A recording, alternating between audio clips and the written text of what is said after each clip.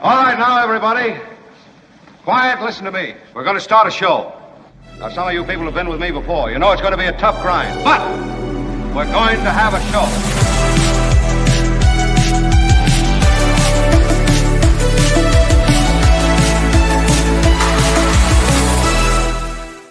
You all, oh my goodness, we're all excited. Albert, aren't you excited?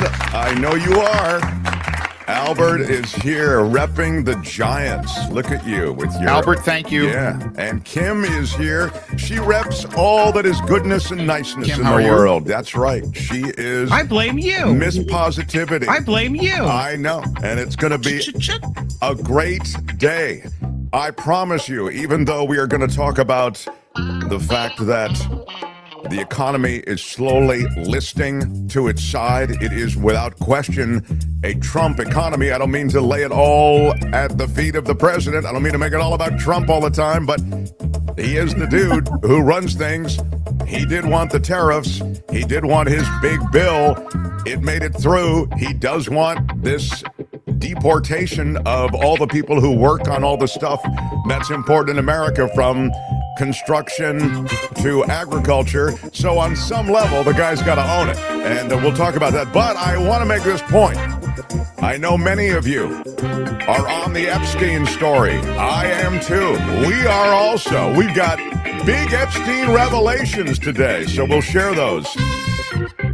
Also, a social media post that was lengthy. Wouldn't you call it? I'd call it maybe one of his longest from the President of the United States. He loves the social media, you know. And he was on his social media platform, and I guess he was just running hot. You know, the guy's got a lot to get off his chest. He was rambling. And that would be another word. You could use the word rambling. I think that's fair. And so, in looking at it, we thought, well, can we read it? It's a long post. Kim came up with the suggestion that we bring on J.L. Cauvin to do it. Yes, the Trump whisperer. And he will be along, and it'll be part of our whole Epstein package. We'll give you chapter and verse on all of that. I wanted to mention something pretty big has happened here at Mark Thompson Show Central, and I want to... I guess it falls into the category of a major announcement. Yeah. Mark Thompson Show. A major announcement. And I haven't told any of the staff this. Uh-oh. But I do have a major announcement to make. And the announcement is the New Beginning, which is our merch store, has been a wild success. And perhaps my favorite merch item just arrived today. It is the Mark Thompson Show socks. And Wow. If you are repping the socks, you are really repping the show. So now really literally from head to toe with the hat that you can see behind me. There are also black hats as well, if you like kind of that Muskian, you know, the Elon went with he went black MAGA. Remember when he was still MAGA? Now he's like anti-MAGA or something. Yeah. But these socks are really something special. And I don't know what I have done my whole life without them. you know what, Kim? There's never been anything like mockery. this. No, I sense a mockery. That was really... I feel like I can finally breathe now. Like, this is amazing. Please. You know what, Kim? Wow. That's the mockery that doesn't serve anyone, okay? Maybe you should think about that later. Now, maybe I was a little too full of mockery when I was talking about the Mark Thompson Show socks. The mere thought of having your name around my ankles, I mean, I just can't. I can't. It's not my name. It's the show that you're part of. Yeah, you're not getting it, Kim. You really don't get it. You don't get it, Kim. You don't. Look, anyway, I wanted to make that, and it's at getmarkmerch.com. All the merch has been reanimated, reimagined. We've got some really cool stuff for the summer, some t-shirts for summer and fall. The cardigan sweater's pretty cool. Cardigan sweater, and there's also stuff that just is more in the protest kind of category. Yeah. I think you'll find if you look at the T-shirts, it's sort of in that category. The economy is beginning to show the signs of Trump's fingerprints on it with tariffs, with the immigration raids, and what will be unprecedented deportations. At least we're on track for that, and deportations from parts of society that are integral to the economy. I was talking about construction, talking about agriculture, et cetera. But I'll get to that in a moment. The Epstein thing is remarkable because it really seems to be something that politically grows in intensity. And even within Donald Trump's own party, a party that's showed utter fealty to him, right? There are cries to release all information, all files, all videos, and all information on the Jeffrey Epstein case.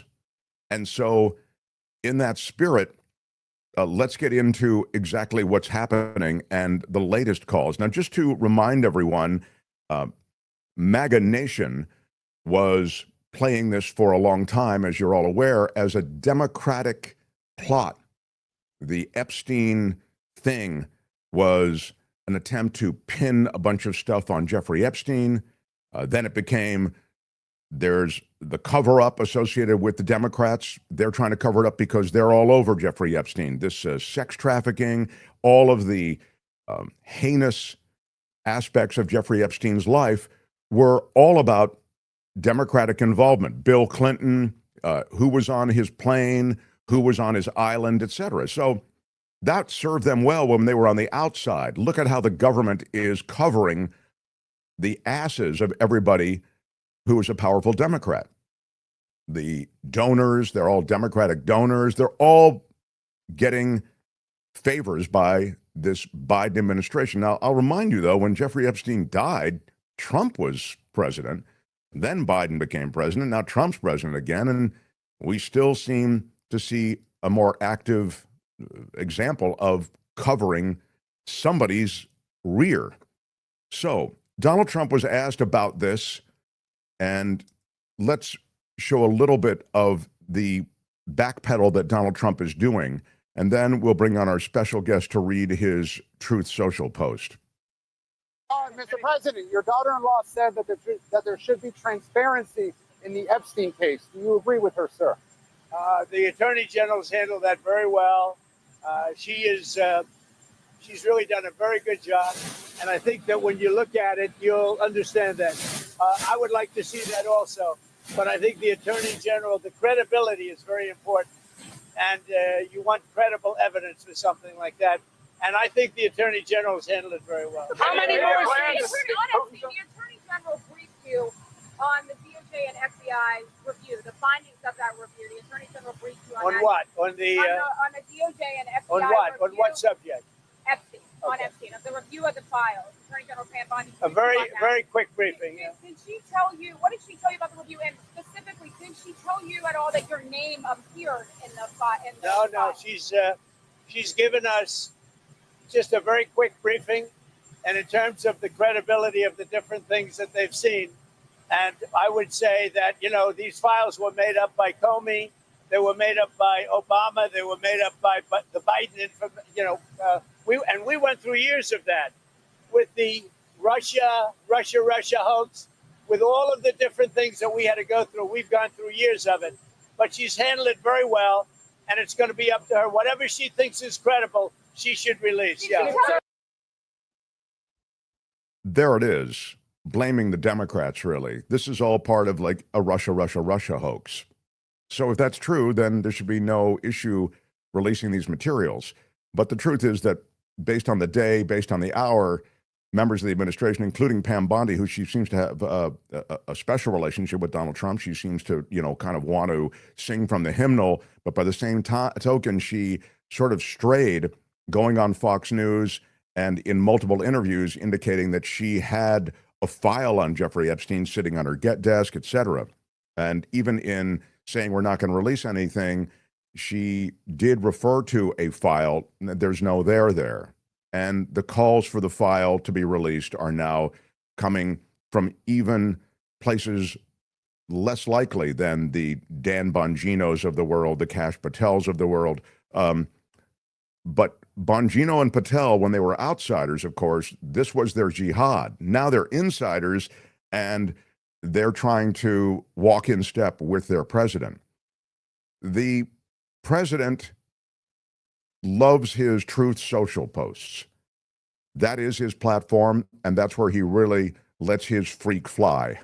And we saw one of the longest Truth Social posts we've seen from him. And the only person we felt who could bring it to life is dear friend of the show, brilliant comedian and brilliant thinker, but his Trump and his riffs on Trump are without peer. How about it for JL Cauvin, everybody? Clad So I'm just saying, with a little bit of a, as you notice, it's summer, so we're showing off a little bit of the upper peck, they call it. Can I speak? Are you done with your very deep baritone trying to intimidate me? I'm excited that you're speaking. Yeah. Okay. Well, now you're interrupting. Now, is what you're doing. now are you going to read the post, sir? I would like to read my beautiful Truth Social post. I may ad lib, so if people follow along, I like to. We call it the weave, so I can be speaking from my post, but then sometimes a random thought will hit me, sort of like the dog in Up. You ever see that dog when he yells at squirrels? That happens a lot to me because I'm like a human golden retriever, except I sexually assault people. Okay, are we ready? The radical left Democrats have hit pay dirt again, just like with the fake and fully discredited Steele dossier. I don't say dossier, that's French and it's weak. The Steele dossier, the lying 51 intelligence agents, the laptop from hell, which the Dems swore had come from Russia. No, it came from Hunter Biden's bathroom, where I heard he didn't flush because he's rude. And even the Russia scam itself, a totally fake and made-up story used in order to hide crooked Hillary Clinton's big loss in the 2016 presidential election. She lost so bad, Mark, that she got 2.9 million more votes than me. That's how bad she lost. How about that? That is a horrible loss. These scams and hoaxes are all the Democrats are good at. It's all they have, other than, the New Deal, the Great Society, Obamacare, a good economy. But I'm adding right now. Excuse me, I'm taking liberties. But they have nothing besides all that. They are no good at governing. I should know, because if anybody knows bad governing, it's me. No good at policy, and no good at picking winning candidates. Also, unlike Republicans, they stick together like glue. Just look at Mamdani and how together the Democrats are with him in New York. Proves my point. Their new scam is what we will forever call the Jeffrey Epstein hoax. And my past supporters have bought into this bullshit, hook, line, and sinker. They haven't learned their lesson and probably never will, even after being conned by the lunatic left for 8 long years. I have had more success in 6 months than perhaps any president in our country's history.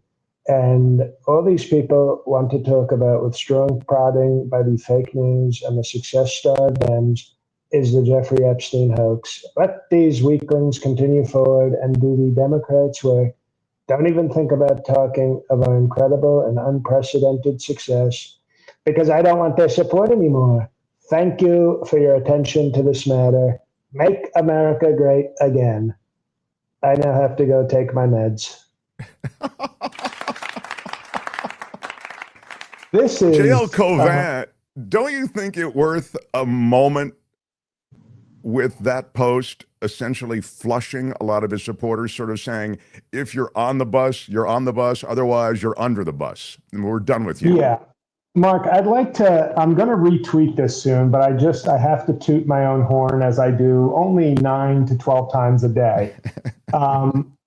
During his first term, Trump's first term, I tweeted, and it had like 1 like because I wasn't the thought leader that I am now. And it said, Donald Trump's end will happen like Scar at the end of The Lion King. It won't be the good guys that get him. It will be the hyenas who followed him, who turn on him and eat him. That's the only way, because when you go after Trump as a left of center person, you make him stronger. It validates. It's like, no matter how correct you are, if you go after him from the left, they reflexively double down and protect their king. But from the right, from the lunatic psycho right that prodded him up like a three-legged stool, it was the greedy, the racist, and the psychotic. And right now, the psychotic leg of the Trump stool is wobbling. And I'm fascinated to see this because it speaks poorly of our country. That it's like, what can bring Trump down? The racism, the horrible policy, the sexism, the sexual assault, the embarrassments, the myriad of embarrassments on the world stage? No, him being friends with Jeff Epstein and hiding the evidence. And imagine the intellectual and social bubble you must live in to be, wait a second, Trump was friends with Epstein? Who knew? Except just about everyone. Who knew? That's like me. That would be like me going, did you happen to know that Joe Biden, not only was he president, he was Barack Obama's vice president. Can you believe it? This guy goes way deeper into Democratic circles than we thought. There are two things that you just said that just really strike me. A, you're right. The revelation associated with the association between Trump and Epstein, they were best friends for decades, and they were just international playboys. That's kind of still what Trump is, I think, but now he's an international playboy with power and ways to enrich himself. But the other thing is that nothing cuts through like a sex scandal. Nothing. I mean, it still is the thing that everybody can get their head around. It's easy to understand, and you even saw Mike Johnson. That's the part of things here that I think begins to change maybe the playing field. Mike Johnson, who is, the most dutiful member of the choir, out of that congressional leadership post, asking for when a release. Mike Pence is too much of a rebel, may I offer you some Mike Johnson? Yeah, for everyone who can't take the rebellion of Mike Pence, here's Mike Johnson. So for bad him, boy Mike Pence is shaking the boat too much. Yeah, I mean, Mike Johnson is just a perfect example of voting, I believe, against releasing it and then going on Benny Johnson and going, well, I think it should be released. Like, you can't, there are, jellyfish who honestly have stronger backbones than Mike Johnson. Yeah, he but I think the fact that, and you kind of just said it right when you kind of said he does one thing with a vote, then he said another thing on the podcast rhetorically. So he's kind of covering his ass both ways, I think, a bit. And there's going to be more of this. Even Trump kind of wavering on, I think he should, this is nothing, I can't believe they're making a big deal out of this. This is all a Democratic thing. But I told her to release it. If she wants to release it, she'll release it. I have total faith in Pam Bondi. She'll do. Of course, he's telling her, I don't want it released under any circumstances. Well, Mark, you know the old saying from Truman, the buck stops with my inadequately prepared fifth choice attorney general. It is stunning, and I've said this about Trump from the beginning, and the I don't want to say the mastery, but the Jedi mind trick is to let Trump and his supporters feel simultaneously like the most powerful, important group and the biggest victims. And that cognitive, it's Schrodinger's Trump. I am simultaneously the biggest victim and the most all-powerful hero. At the same time, you can't lose. Yeah. You can't lose with that. Heads I win, tails you lose. He's a ninja with that. Yeah, I mean, he's been able to do that effectively. But this really may be, I mean, I don't want to say it's his Waterloo, I don't know how, but we're going to discuss this more as to, how damaging it will be, obviously, in the days to come. It's his Ivanka's wedding day. Like, let's make it the worst thing that ever happened to him. His 9/11 is watching his daughter marry another man. She was off the market. Some wounds never heal, Mark. All right, I want you to check out Jay. We were watching your stuff last night. It was late last night. Here's where you can see him. Bricks, you got it, Albert? You can see him on the YouTube channel. All of his stuff. We were watching you last night in the kitchen. It was like 12:30 in the morning, and we were watching some of your stuff. It was just so funny. And now that was obviously Tahiti time. What time was that for us working stiffs who live in, just humble abodes? JL likes to make fun of the fact that I'm always at some exotic port of call. Brick City Comedy Review. He is part of this lineup August 1st. And I will say there's one gig missing there for some reason. My website guy is really pulling a Pam Bondi on this one. But August 9th, I am doing a full Trump show in Astoria, Queens. So that will be up. What? That will be up soon on the website. The full Trump riff, which is unbelievable to watch JL just riff as Trump for an hour, for all of his time on stage as Trump. It's unreal and funny as hell. He went to Canada and did it, and it's so terrific because the Canadian audience, of course, now has a special relationship with Trump, having been, essed on over and over again by Trump.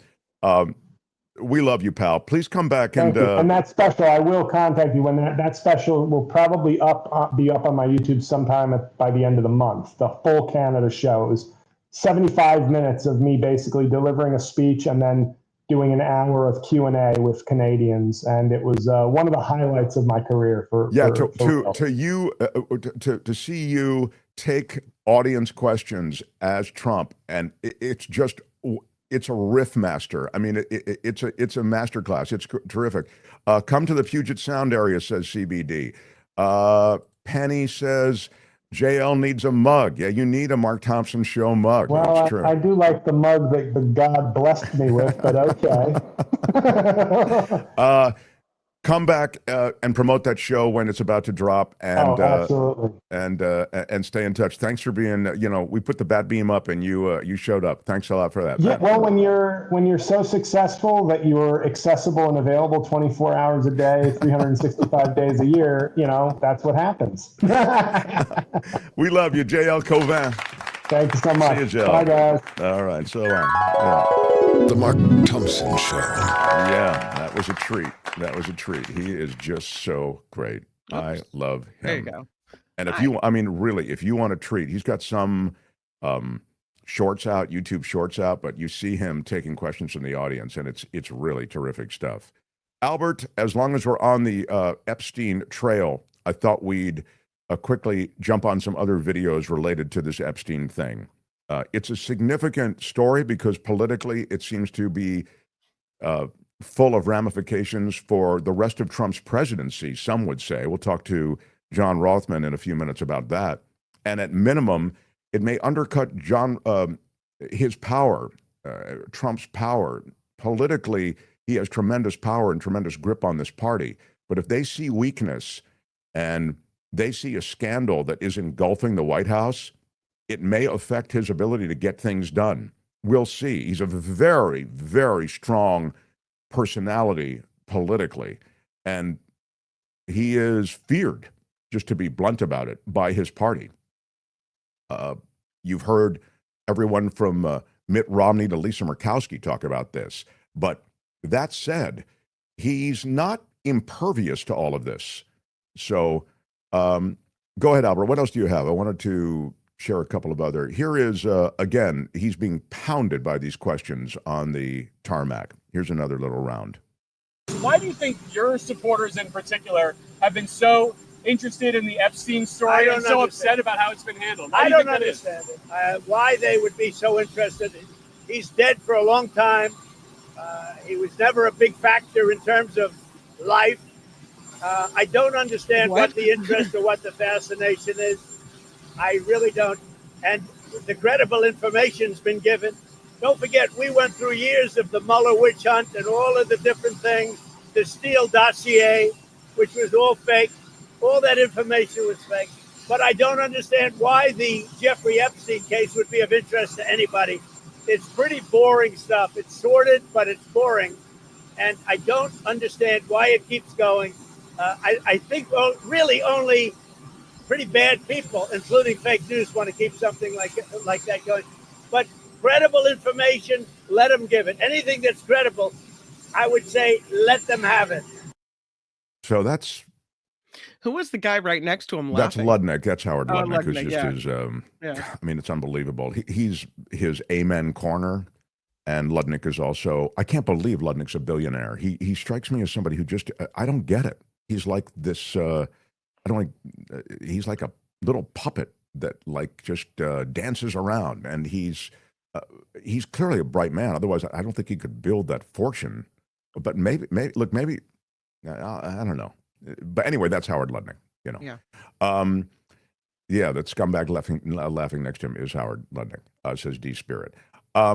So now he's suggesting that if you're asking for the release of the Epstein files, you're a bad person. You know, it's the Democrats who covered this up because they were the ones who were implicated in the Epstein files, right? That's what the original message was from all of MAGA Nation, from Joe Rogan, from others. And now it's, well, if you're asking for those files to be released, like we have been doing when we were saying the Democrats were covering it up and we were demanding that the files be released, now if you're asking for the files to be released, you're a bad person, to use the words of Donald Trump. Albert, play a little bit more. This is Joe Rogan from his show.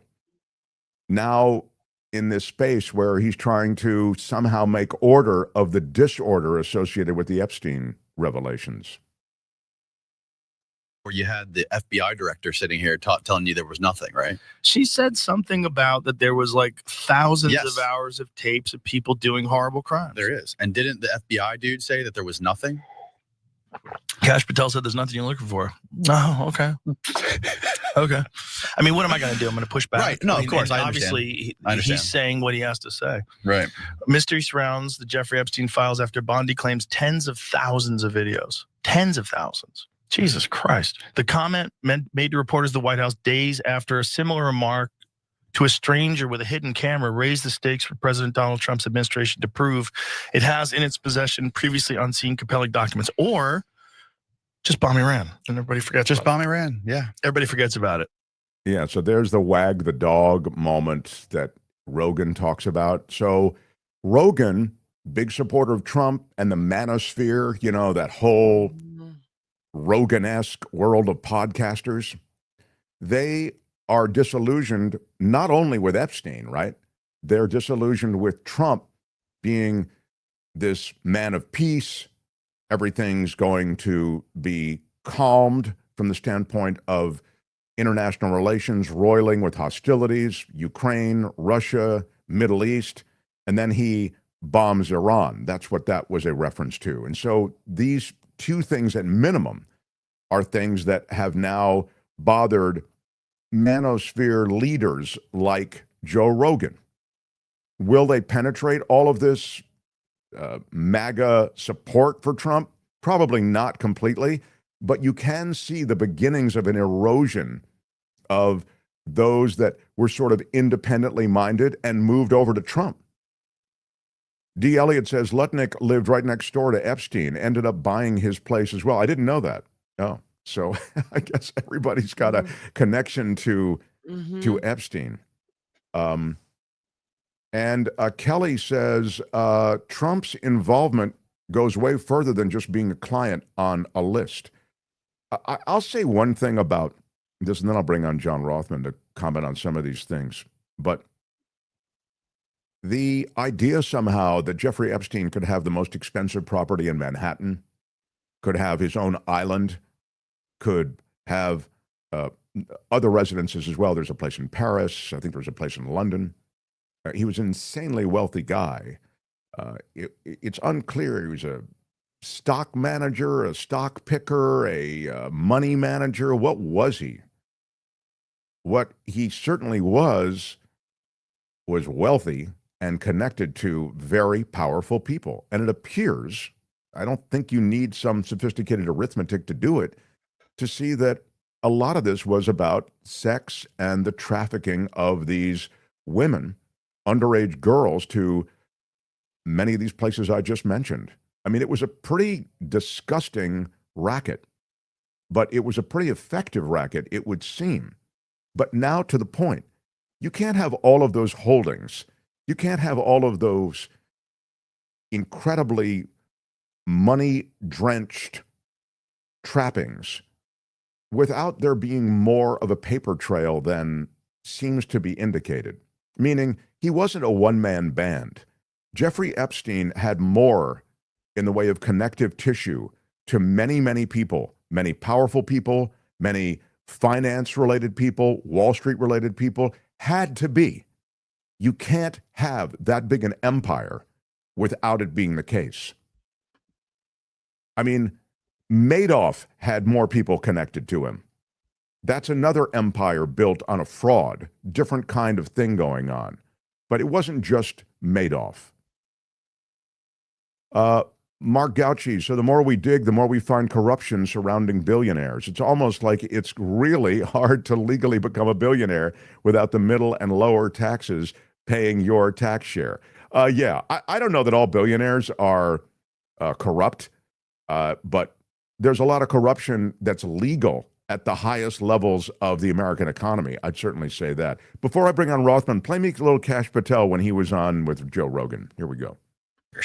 Of people coming in and creating fictions about this that doesn't exist. Let me just, I'm sorry, Albert, you can start again from the beginning. Let me just set this with 1 10-second setup, and that is, this is Kash Patel, just to give you the vintage, this is Kash Patel now going out with Joe Rogan, not before, when he was saying, reveal, show it, FBI's got it, all of the tapes, all the files are right there on the FBI head's desk. You got to reveal it. Democrats are covering it up. This is Kash Patel now that he's in charge of the FBI, telling Joe Rogan there's nothing to see here.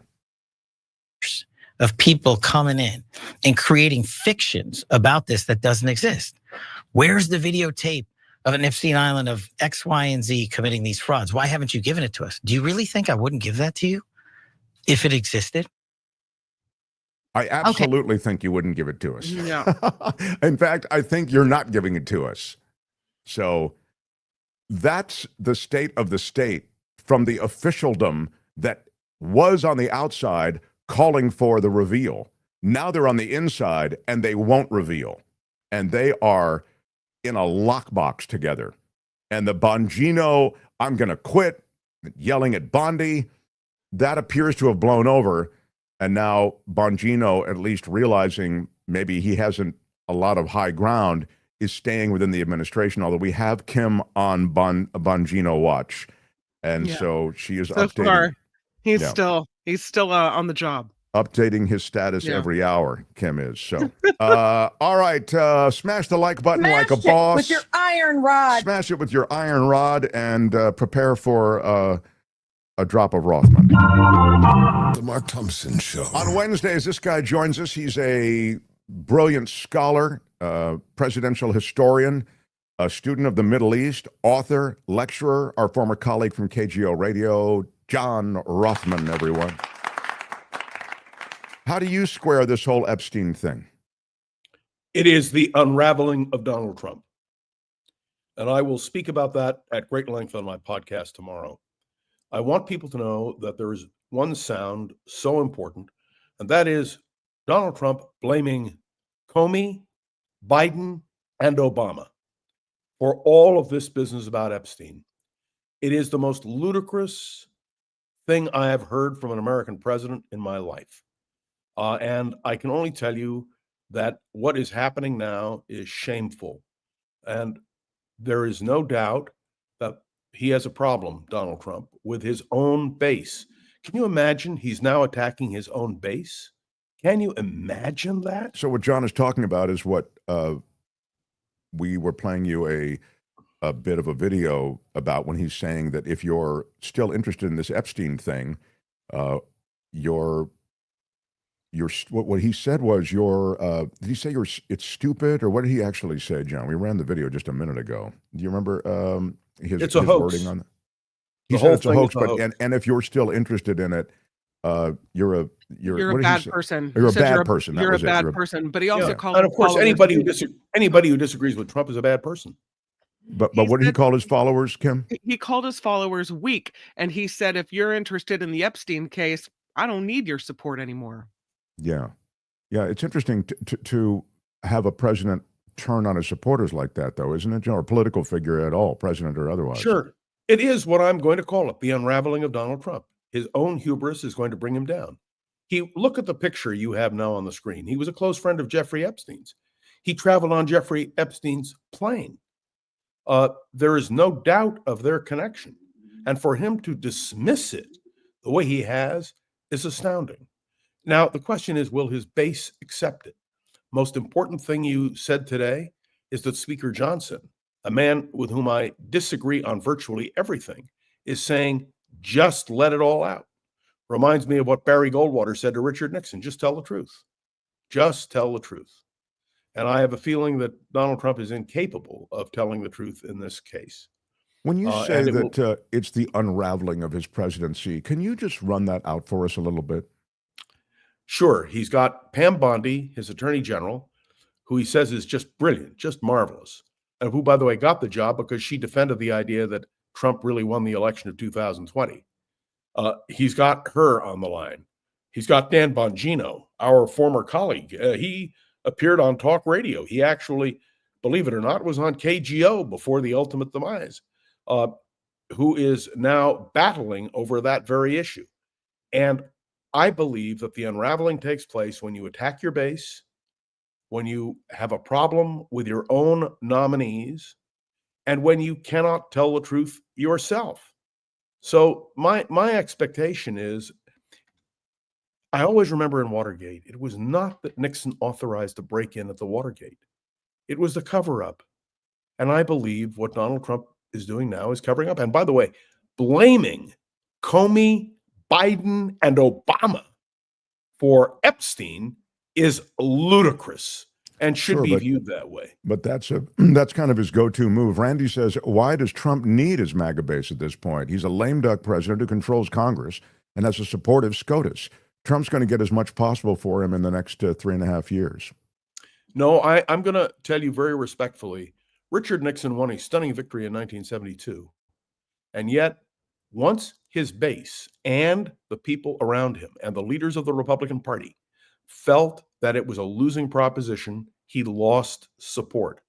And I have to tell you, I believe with all my heart, I have to believe it. I know you and I have disagreed on this, Mark.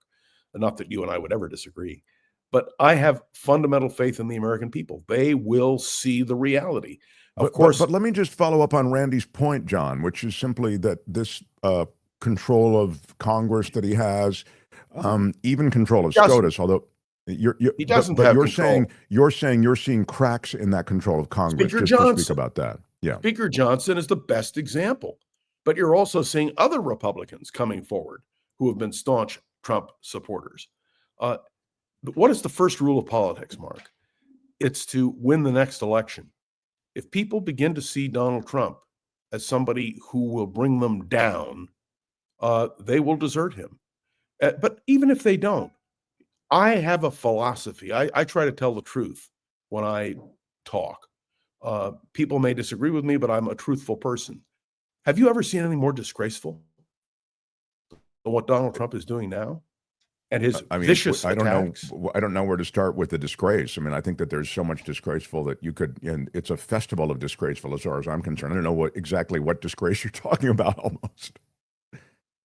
I mean, are you speaking Let me put it very bluntly. The man accepts no blame. The man has a war going on in his own administration.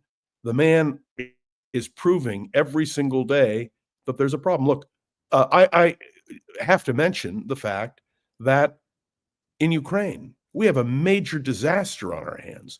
The attack last night was just so outrageous, so egregious, I made a proposal today to a group of people, as well as on my own podcast.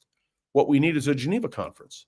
We need to have Russia, the United States, Ukraine, and all of the Eastern and Western European nations sitting at a table describing the horror, and I want to use that term again, horror that is happening. And people must understand that Donald Trump is at the root cause of this tragedy. Why? Because he promised he'd solve the problem, Mark. Oh, I'll do it even before I'm elected president. But you can also talk, and I know you're going to talk about it later on, Donald Trump's decision that even the basic information on weather, climate change that NASA has been providing, he is forbidding that to be distributed.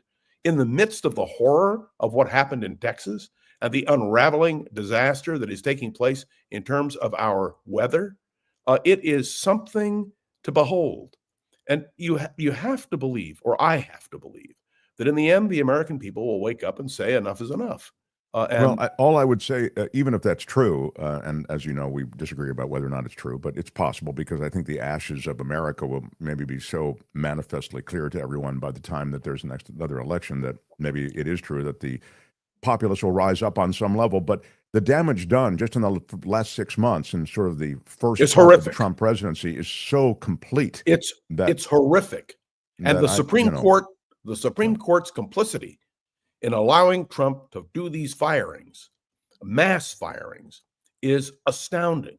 So talk to me about these mass firings and the dismantling of the Department of Education, for example. I mean, you've been in Washington, you've worked in Washington, you know a bit of how government works. Explain to me how this, first of all, can be done. They fast-tracked this dismantling of all of these different departments, from USAID to the EPA, to even Department of Commerce. They've done it at Social Security, done it at the IRS, and now Department of Education. Speak to me about that. Well, he's been given a free rein by the Supreme Court to do these mass firings. And the Supreme Court, by basically a 6-3 margin, is making clear that it's going to support Trump. Question becomes, when he is so outrageous and egregious, when real harm is perceived, maybe that will make a difference. But I can tell you that he cannot continue to blame Comey, Biden, and Obama. You said it best a few minutes ago, and that is that it is now Trump's economy. Trump owns it. And look, may I also make a quick comment? You heard what happened this morning in Syria, where the Israelis are doing everything they can now to protect the Druze, who are a religious minority. The Druze, we should point out, live throughout the Middle East, but they are based primarily in Syria, in Israel, and on the Golan Heights, which is now Israeli territory. And they're being slaughtered. And I have to tell you, Donald Trump is giving the assent by saying, don't go into the Israelis, don't do anything. Well, the Israelis really have no choice. Their own citizens, including the Druze citizens of Israel, are demanding that somebody go in and protect the Druze. So one of the reasons that Trump is so concerned about this is because he wants to be able to pull some big stunt in the Middle East and make peace. He's not going to make peace. There's no way. And a ceasefire, let me underline this and use exclamation points, a ceasefire is not peace. And I think that this is a serious issue for all of us to deal with. I mean, there's no question. Now, here's the deal. If Speaker Johnson and the Republicans in the House are willing to stand up on the Epstein matter, which, by the way, is only an indication. It's not the problem. It's the indication of the unraveling of Donald Trump. And I'm going to use that term again and again and again. You can see it in his statements. The question is, will people who support him, will his base, now that he has attacked them, will they wake up and say, we got a problem here? And nobody talks about it, but take a look at JD Vance. He is the man who would be president of the United States if anything happens to Donald Trump. And people need to understand what JD Vance is advocating. He's advocating the desertion of Ukraine, among other things. Right. He's for complete isolationism, essentially. That's exactly right. And so, I mean, let me tell you, Mark, I want to use a term that I don't like using, and that's impotence. Aside from my podcast and aside from the public addresses, which I give too many to mention here, and appearing on your program, in a sense, I feel impotent because I've always believed that if I raised my voice, if I spoke eloquently, if I were able to reach masses of people, that it would make a difference. Now, that might be my ego speaking, but that has been my life experience. People are exhausted by this. People are at the limit of what they can stand. And so we now have to deal with the stark reality that the Republicans are going to have to stand up to Trump. They're going to have to. And whether they will or not, I don't know. The other question, of course, is with Trump's random attacks on people who have no bearing on the situation, like Comey, Biden, and Obama, will ultimately his followers say, gee, but this all happened on your watch, Mr. President? Yeah, I don't It think happened during his first Yeah, term. I mean, maybe there'll be moments of revelation like that. It's interesting. I think there is sort of a sense, and I get it even in our conversation and your remarks, and I don't know the answer to this and psychologically how it works with this group of people who have been in the thrall of this guy, Donald Trump. But I would say that, just for example, what you just said, like there's a moment where they go, but wait a minute, this all happened on your watch. You were president when Jeffrey Epstein was killed, for example, just on the Epstein thing. You were president when you put these tariffs in and prices started to go up. I mean, you can't blame Biden and I don't know if there are moments of revelation like that. I think it becomes a weight of things. Life gets more, the drudgery of life becomes more difficult with inflation becoming more of a factor in American life. Yeah, it's prices happening going now up. already. And then on the Epstein thing, there are people like Laura Loomer even. I mean, she is the Trump whisperer, and she is turning on him. She feels as though, hey, she's got her own reasons. The Qatari jet was her thing. How can you take a jet from the Qataris? It's like, this is, I guess what I'm trying to say is MAGA Nation, and even those the highest profile members of MAGA Nation, all have their own little things, John, you know, and I don't know what one thing is going to affect the populace, affect his allies in Washington. But to Randy's point, he's got a lot of power. And to your point on SCOTUS, SCOTUS has said, hey, do what you want, dude. You've got total immunity. And so you begin to see that Trump politically might be in trouble, John, from a traditional political perspective, that is to say midterms, et cetera. But he can still get his agenda through because he's got the biggest piece of agenda through. You're right. I got in trouble on your program and on my own podcast for giving Donald Trump an A. The A was in the effective use of presidential power. And there is no president since Franklin Roosevelt who has more effectively used the power of the presidency against all odds. But I want to just point out to you, there are three price areas that I'm looking at. Eggs. He promised the price of eggs would come down. It's gone up. Coffee. And Coachella Coffee, I will be interested in their comments on this. The price of, that's a plug for your sponsor, the price of coffee is going up because of Donald Trump's personal war on Brazil. And let me point out orange juice. I am an orange juice addict. I admit it. Fresh orange juice in everything. I love it. Well, look at the price of oranges and orange juice now going up.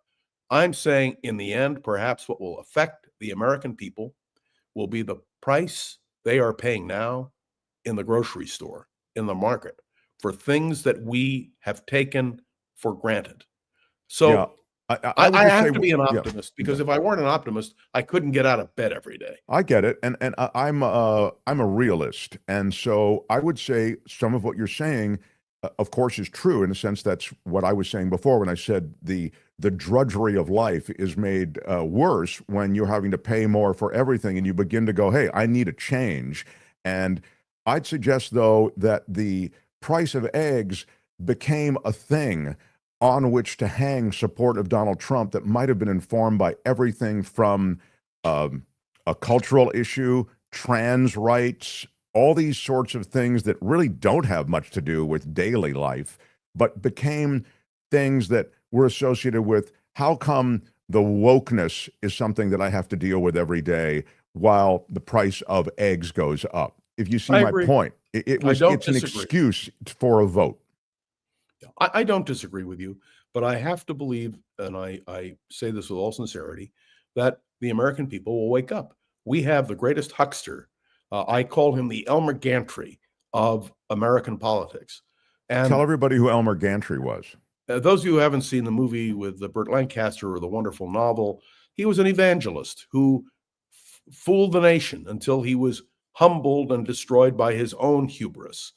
And that is what's going to happen with Donald Trump. It's happening now. I'm riveted to the news, absolutely riveted, because every day there is an unraveling of Donald Trump. This is from John Watson, and I agree with him. They won't be able to reject Trump until there can be a way for them to, quote, save face for supporting him all these years. Here's why I really agree with John Watson on this. He was one of our viewers. Thank you for that. I believe that there's a lot of ego in the choice for Trump. There's a lot of our identity that's in our choice for Trump in this case. And so if I voted for Trump, I have a lot invested. I know this a lot from the world of, when you try to get plant-based, vegan, non-vegan, people become defensive about changing the way they eat. Yes. The worst thing is they don't want to hear error. about how there are good reasons to maybe change the way they eat. They don't want to hear about good reasons why you should let go of your allegiance to Trump. They don't want to hear it. You have to find a way to let their identity let loose of that hold it has on Donald Trump. Let me just say to you, the toughest thing a person can do is to admit their own errors. Nobody likes to admit that they're wrong. That's a big problem. There's no question. But I can tell you that I learned a lesson from Richard Nixon. You can win an overwhelming election victory, which Nixon did. Trump did not. But when you betray your base, or when your base begins to desert you, when Republicans like Barry Goldwater, Hugh Scott, and John Rhodes, who went down to the White House and said to the president in August of '74, enough is enough. When you have Speaker Johnson and others coming forward on the right and in the center of the Republican Party and just saying it's enough, that hopefully will have an impact. Otherwise, there's no hope until the midterms. All right, now let me talk about the economy, sir, quickly, because I think the economy, as we've sort of alluded to several times here, can dictate a lot of allegiances. That is to say, you can let go of an allegiance when economic news gets to be so grim that life gets tougher. So let me just quickly speak about the economy, because the effects of Trumpism and the Trump economy, they are being felt. And there has been a chaotic rollout of tariffs, as you're aware. There is a jobs report that's beginning to be weighed down by some of his economic strategies, to call them that. And the thing that really threw the market into a wild tailspin today is the talk that's gotten louder and more explicit about replacing Jerome Powell, the Fed chair. And he said that to the members. He met with members of Congress. He said, how would you feel about my firing Powell? And he says unanimously around the table they agreed. And what are the grounds on which he could fire him? It has to be some sort of malfeasance or personal action. Yeah, explain that. Explain that, because it's not the president. It's a term. It's a 4-year term that Powell would serve. The new Fed building with huge cost overruns, and Donald Trump is saying that proves his ineptness. But there is a war going on now, and you saw it when the market earlier this morning believed that Donald Trump was going to fire the head of the Fed, Jerome Powell. The market started its descent. He backed off because he understands that if Jerome Powell is gone, the market will be affected and he will suffer the consequences. I don't think he calls Jerome Powell a fool. He says, he's not competent. And John, just explain. I mean, I know most people are aware, but I just want to be clear. The reason he's pressuring Jerome Powell is what? He interest rate the Fed cuts. To do what? He wants it cut by 3 points. Right. And believes, why does he want that, John? Because he believes it will prove his point about revitalizing the economy. It will Yeah, go ahead. And he's wrong. Of course he's wrong. And that kind of dramatic cut would have, I think, a negative impact. But let me just kick out one more thing. Well, it would have one huge impact to make the price of money cheaper. What would that impact be, sir?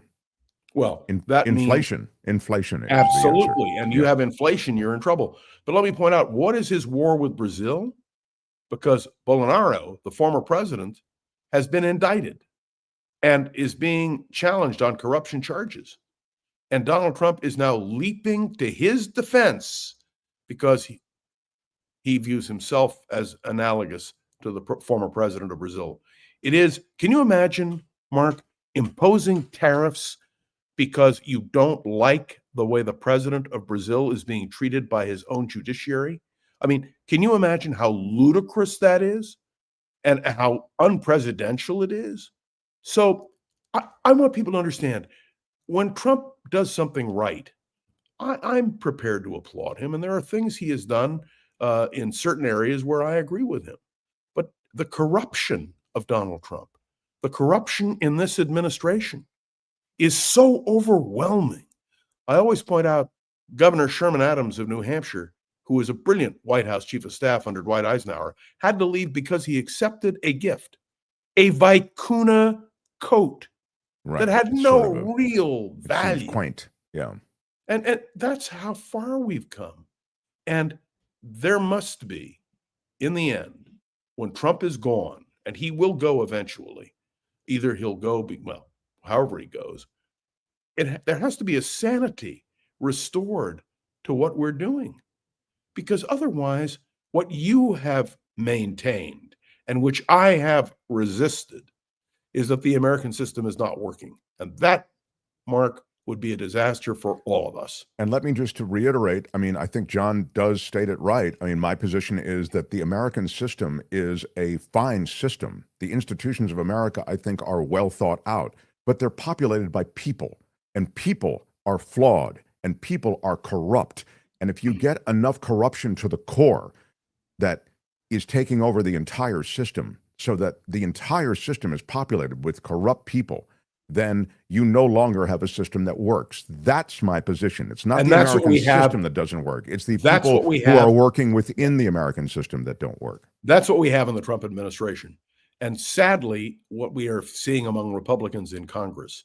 I have to tell you, I can't wait for next week, because the drama that we are now witnessing every hour, I begrudge you the fact that I've had to turn off the news to do this podcast with you. I spend an hour with you on Wednesdays. Oh, wait. I have to only tell you. It only seems like an hour, John. It's only a half hour. All right. I know, but I'm listening. I really listen. But I know you're selling your socks.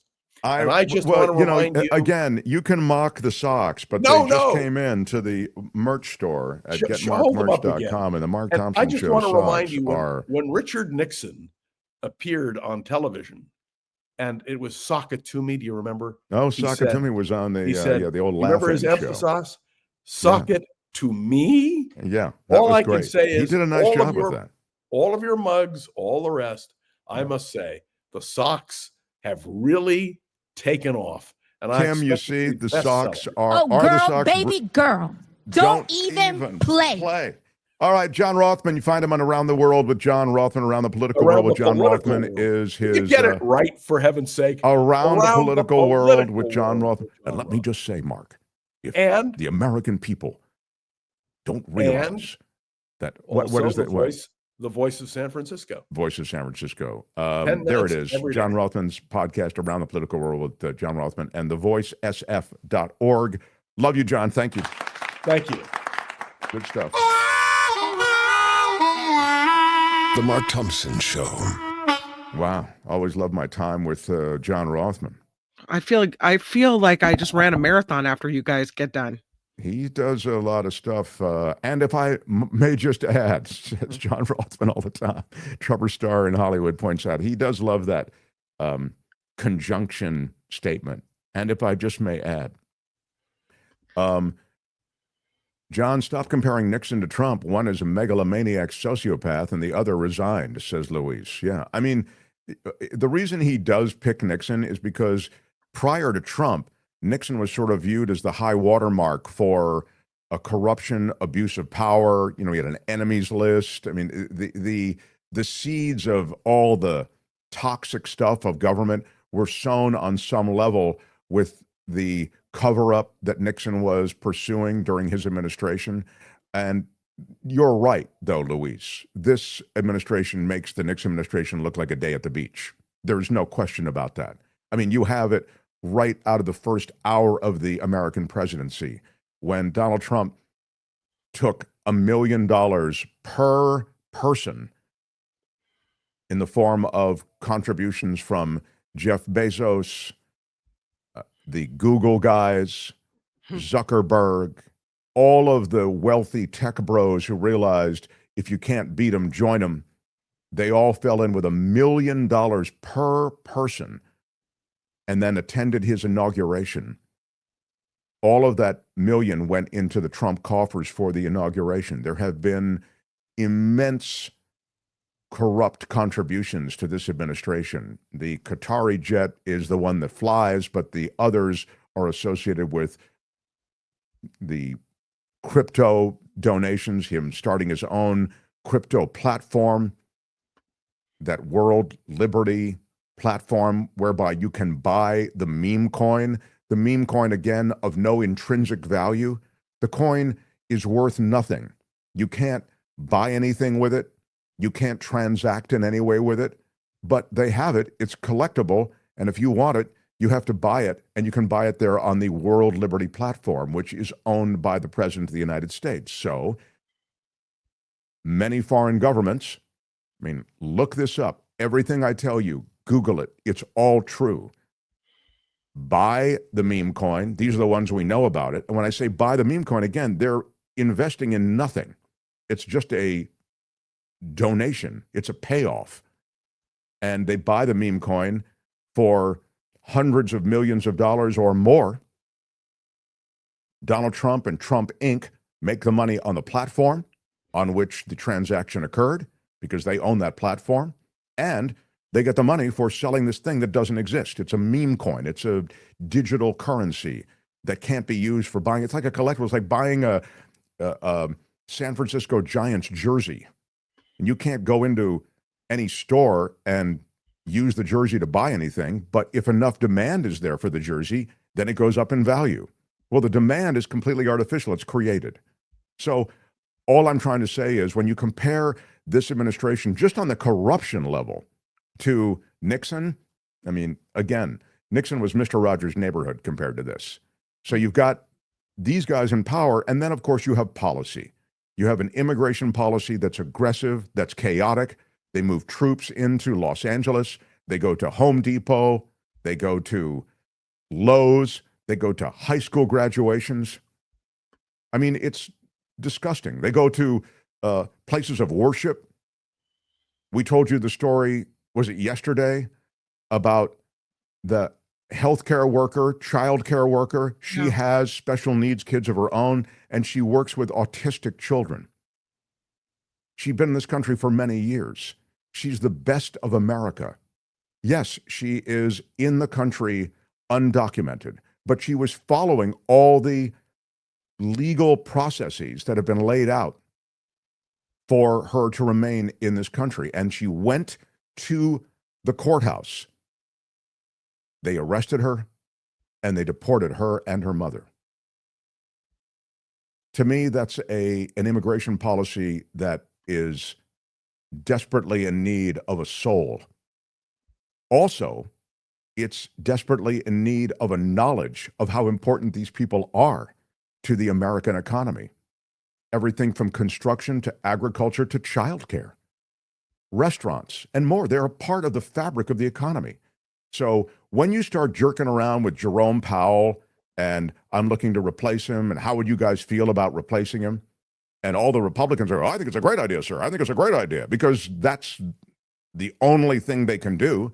Otherwise, they'll be called out in a high-profile way by Trump, and then that roils the markets. And then you slap these chaotic tariffs on everything, and that roils the markets and has an inflationary spiral that's already begun. And you deport all of these people. you, in addition, passed this huge piece of legislation, which on the one hand saps Medicaid. Fine. I mean, you may not care about that. Hey, I'm fine. That's for red state people who need it. Rural hospitals, I don't care about them. Okay, if that's your view, I would disagree. I think that's an important part of the fabric of America again. But look at the tax base that's going to be undercut. With that tax cut, you have tax revenue that's not coming into U.S. coffers. So you're bloating a debt. This while you increase the ICE budget by, $45 billion. You get more ICE agents and more of these detention centers and concentration camps. The alligator Alcatraz crap that also exists in California. And they're going to be building these things across America because it's all a privatized setup. And they're going to try to privatize everything. That has been the game since the beginning. When you add it all up, it's a grim picture for the economy moving forward, and it's a grim picture for the morality that used to, on some level, underpin a lot of the decision-making in America, and I just feel like the morality's left the building. I really feel as though I can't find it anymore, and it's sad.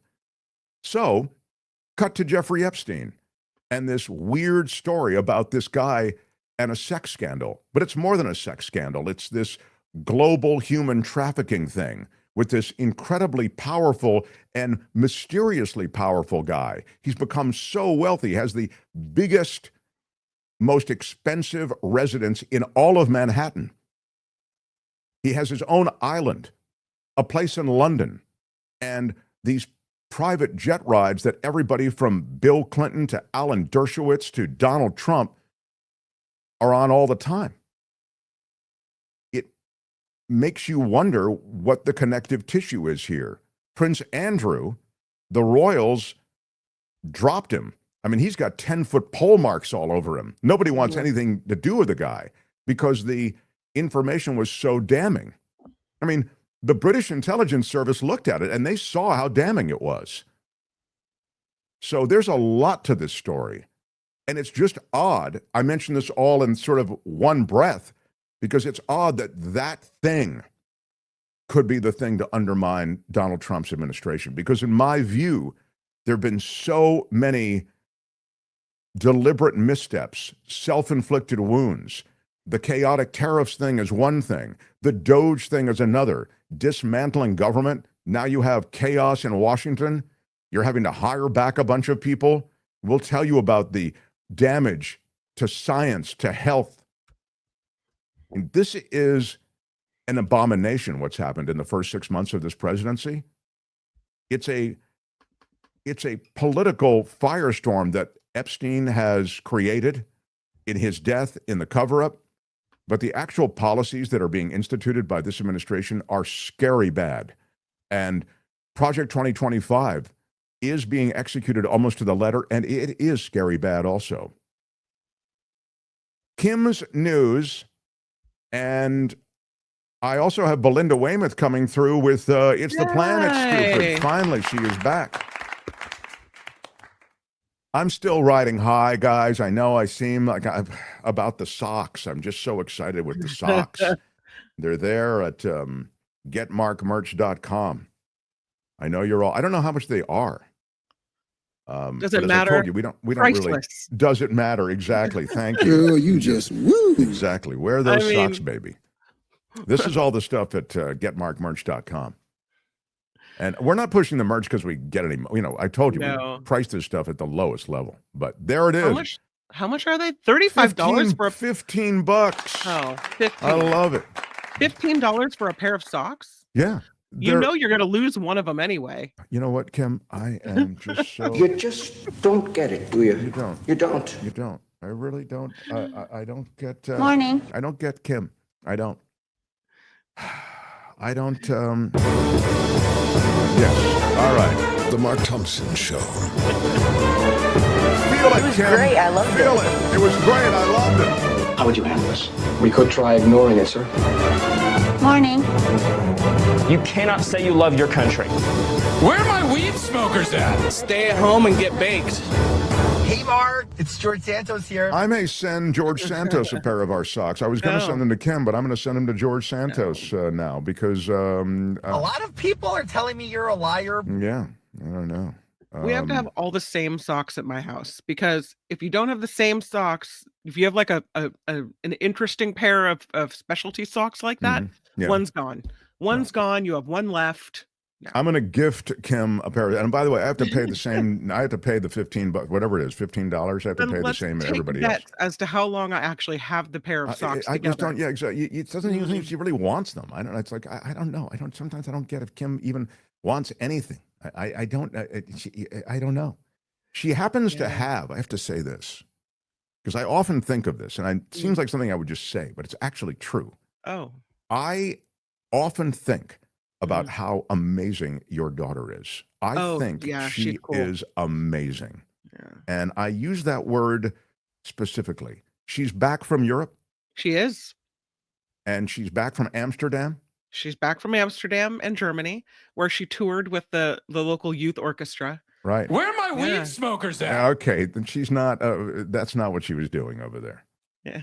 No. Does she have great stories to tell? It must have been an extraordinary thing. Speaking of weed smokers, she was very frustrated because she couldn't go into the coffee shops there, because coffee shops are also weed places, and you have to be of a certain age to go in.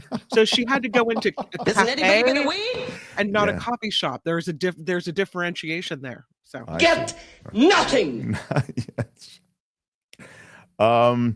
Anyway, she's awesome, and really. You should be very proud, and it must be a reflection on you. I don't see how it happens, but you must be. I don't get the connection, but all right. D. Elliott says, Mark, you must have watched Texas Paul today. He talked all about that. I don't know what that is. I don't know who Texas Paul is. Is that bad? Who is he? Do you know? If I'm thinking correctly, it's this guy who does these podcasts on YouTube that usually points out some type of hypocrisy where a Trump voter is, now affected by cuts or,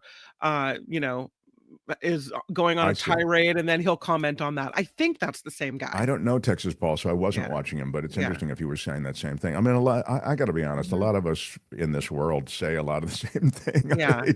I try to be as original as I can, but I mean, I don't mind it. I mean, it's fine. But I note this pro tip from D Spirit. If you had marketed the socks as limited edition, you might get a bump in sales. Oh, that's such it's a wild idea, but it just might work. It's such a good idea. D Spirit. I want to put D Spirit in charge of our merch. Yeah, why not? It's the limited edition Mark Thompson Show socks. Absolutely smart. Yeah, you're right. Well, maybe we will limit it. Yeah, maybe we'll limit everything, Kim, and maybe you won't be able to get anything. You who mock everything. I need a minute. I really do. I need a minute. Let's do some news, and you can take a deep breath. I think that is a good idea. I do want to get a quick cup of coffee.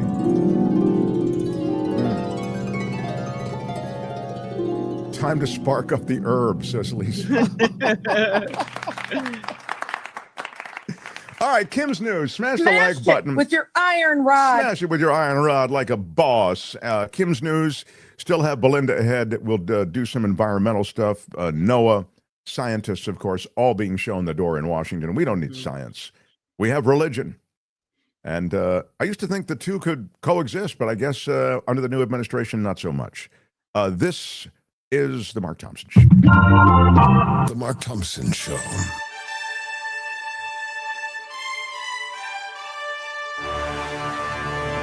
On The Mark Thompson Show, I'm Kim McAllister. This report is sponsored by CoachellaValleyCoffee.com. Well, Dan Bongino watch. Apparently chaos. It seems he's still working at the FBI, and we have video. Caitlin Collins with CNN is also on Dan Bongino watch, and she's checking it out. Here's what she told Anderson Cooper. This is fascinating. This has been going on now. Is it clear where Deputy FBI Director Dan Bongino, his career is headed tonight? No, it's not clear, even to White House officials, Anderson, who were texting each other and texting me this morning, asking, whether or not they had figured out if he had shown up to work today, because it was still an open question in Washington this morning if he was going to be back at the FBI today. And of course, he did eventually show up. We were told he had spent the weekend in Florida after not going there on Friday. But when it comes to what you just mentioned there about the relationship being untenable with the White House, he is staying in the job for right now. He is still the deputy director of the FBI right now, and he hasn't resigned or been fired. But the relationship has deteriorated so much that there are officials inside the White House who have not spoken to Dan Bongino in days, even though, of course, the question of whether or not he was still going to be employed by the federal government was still a big one for officials over the weekend. And I was told the president was very angry with Dan Bongino and also the FBI director, Kash Patel, to a degree, which is why you saw Patel put out that statement over the weekend saying he had no plans to resign and was going to work for Trump as long as he would have him. Obviously, right now, they're trying to basically just get their arms around the story and control it and stop the fallout from continuing as it's only continued to grow. And their base has only gotten angrier about not getting answers to the questions that they were told they were going to get answers to. And so, yes, Dan Bongino may stay in the job for right now. We have no indication that he's left, but there is a real question of the future of that relationship, especially given the ultimatum he made over the Attorney General, Pam Bondi, after she confronted him. And also just the fact that he's not speaking to a lot of people, whether that's in the White House or Evan Perez was told earlier he had not spoken to anyone at Justice Department leadership since last Wednesday. And obviously that is a key relationship for the deputy FBI director to have, and one that has just really deteriorated at this point. Thank you. Yeah. So Dan Bongino's still on the job, but things are a little shaky. Yeah. And President Trump is going after his supporters who have criticized the handling of the Jeffrey Epstein investigation. Trump asked about the late sex trafficker in the Oval Office today, said he was surprised that some, quote, stupid Republicans got duped and followed the Democratic playbook of going after him with false stories. The president again standing by Attorney General Pam Bondi, saying she only released what she thought was credible from the Epstein files. President Trump denying reports that he is close to firing Federal Reserve Chair Jerome Powell. In the Oval Office, Trump was asked about reports that he communicated with Republicans about removing the Fed chair. The president confirmed the reports, but said it's highly unlikely that he'll fire Powell. Then he went on to criticize Powell's job performance. A bill aimed at cracking down on fentanyl will be signed by President Trump today. The HALT, All Lethal Trafficking of Fentanyl Act, was recently passed by Congress. It will classify all fentanyl-related substances as Schedule I drugs under the Controlled Substances Act. The Department of Homeland Security is resuming third country deportation flights, DHS, sending 5 immigrant detainees from Vietnam, Laos, Jamaica, Cuba, and Yemen to the very small nation of Eswatini. The landlocked country is located between South Africa and Mozambique. It occupies an area slightly smaller than New Jersey. And while it's not clear if the men are in law enforcement custody in Eswatini, according to to social media posts from the DHS spokesperson, the men all have criminal backgrounds ranging from murder to sexual assault. Apparently now they're Eswatini's problem. Oh my God, that's wild. Eswatini. Well, have you ever heard of that country before? I don't. It's fantastic. Maybe I don't. I'm not familiar with it. I have to say, I've not seen any brochures on it. No. And maybe Albert can find it on the Mark Thompson Show map, but I do not. Apparently now there's a chance if you get deported, you're headed straight to Eswatini. I mean, yeah, it is crazy that that these aggressive deportations. Now, these guys are violent criminals. I guess they've been adjudicated as such. But here is Albert showing us where Eswatini is. You can find it there, sort of toward the tip of Africa, the huge continent. And as Kim was mentioning, you said it was between Mozambique and South Africa. Yeah. Yeah. Well, I'm sure it's lovely this time of year, but I don't think you necessarily want to be transported there if you're one of those guys. No. Yeah. Speaking of immigration, 2,000 California National Guard troops deployed to Los Angeles last month are now being pulled back. The Pentagon announcing the move yesterday, with Chief Pentagon spokesperson Sean Parnell stating the lawlessness in Los Angeles is subsiding. You feel better over there? Oh, it's just so, the lawlessness was always something I just really did. The lawlessness that exists in Los Angeles, the National Guard is not going to help you through, you know. We have, the crazy, homeless, nut jobs that exist in San Francisco, in Chicago, in New York, in Dallas, in Denver, in Sacramento. It's so, National Guard ain't in that business, so.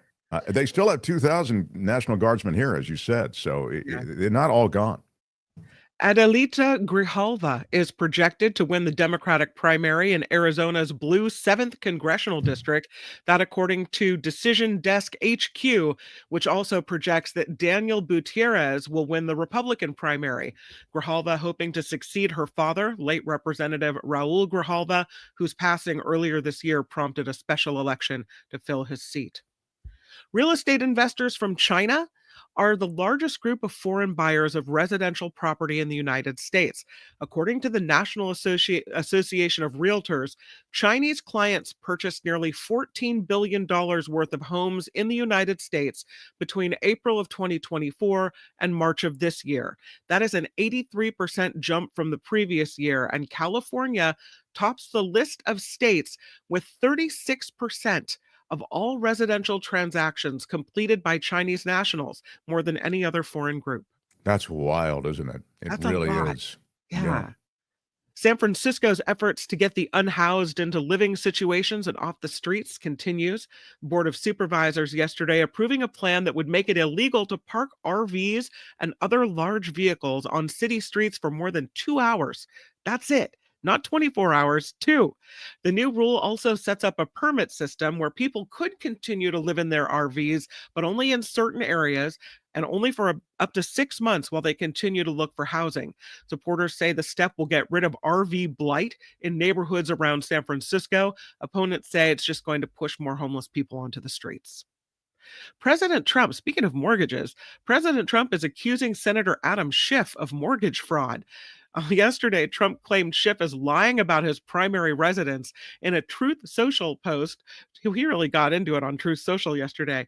Trump says Schiff is a scam artist who received a mortgage for a home in Maryland more than 15 years ago. He says Schiff declared that home as primary residence while actually living in Burbank. He claims Schiff did this to get better rates and terms from the mortgage company. The Democratic lawmaker and former Burbank congressman strongly denying these allegations, calling it a baseless political attack. Los Angeles County paying more than $14 million to a man who was wrongfully convicted of murder. The Los Angeles County Board of Supervisors awarding the money to Alexander Torres, settling a federal civil lawsuit. Torres spent more than 20 years in prison for a murder that he did not commit. A judge found he was factually innocent in April of 2022, allowing him to go free.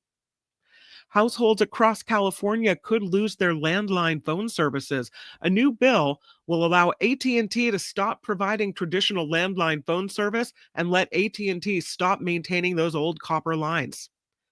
Fans got to see their first swing-off in the MLB All-Star game last night. I'd never heard of a swing-off.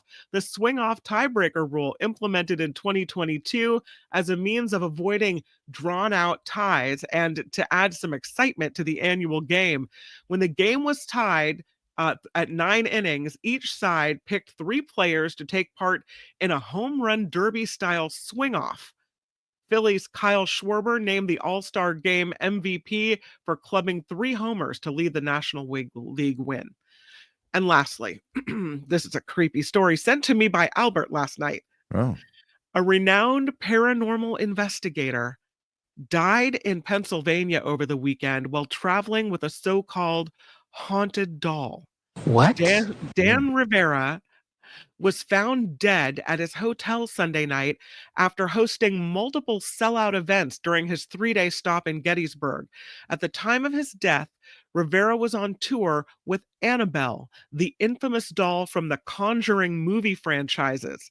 Rivera was 54 years old. That's not fake. That's real. How real. he died, on what happened.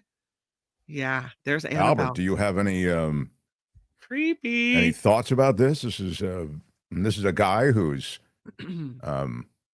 the paranormal is part of what he does, right? He Yeah, travels I'm with this surprised doll. I'm tuning in on this one. We just talked about baseball, the last story, but no, it was it's very coincidental that I don't know if I'd be traveling with the doll, but he it's very nefarious. I don't know what happened. This is like a classic. We can't wait to find out the details.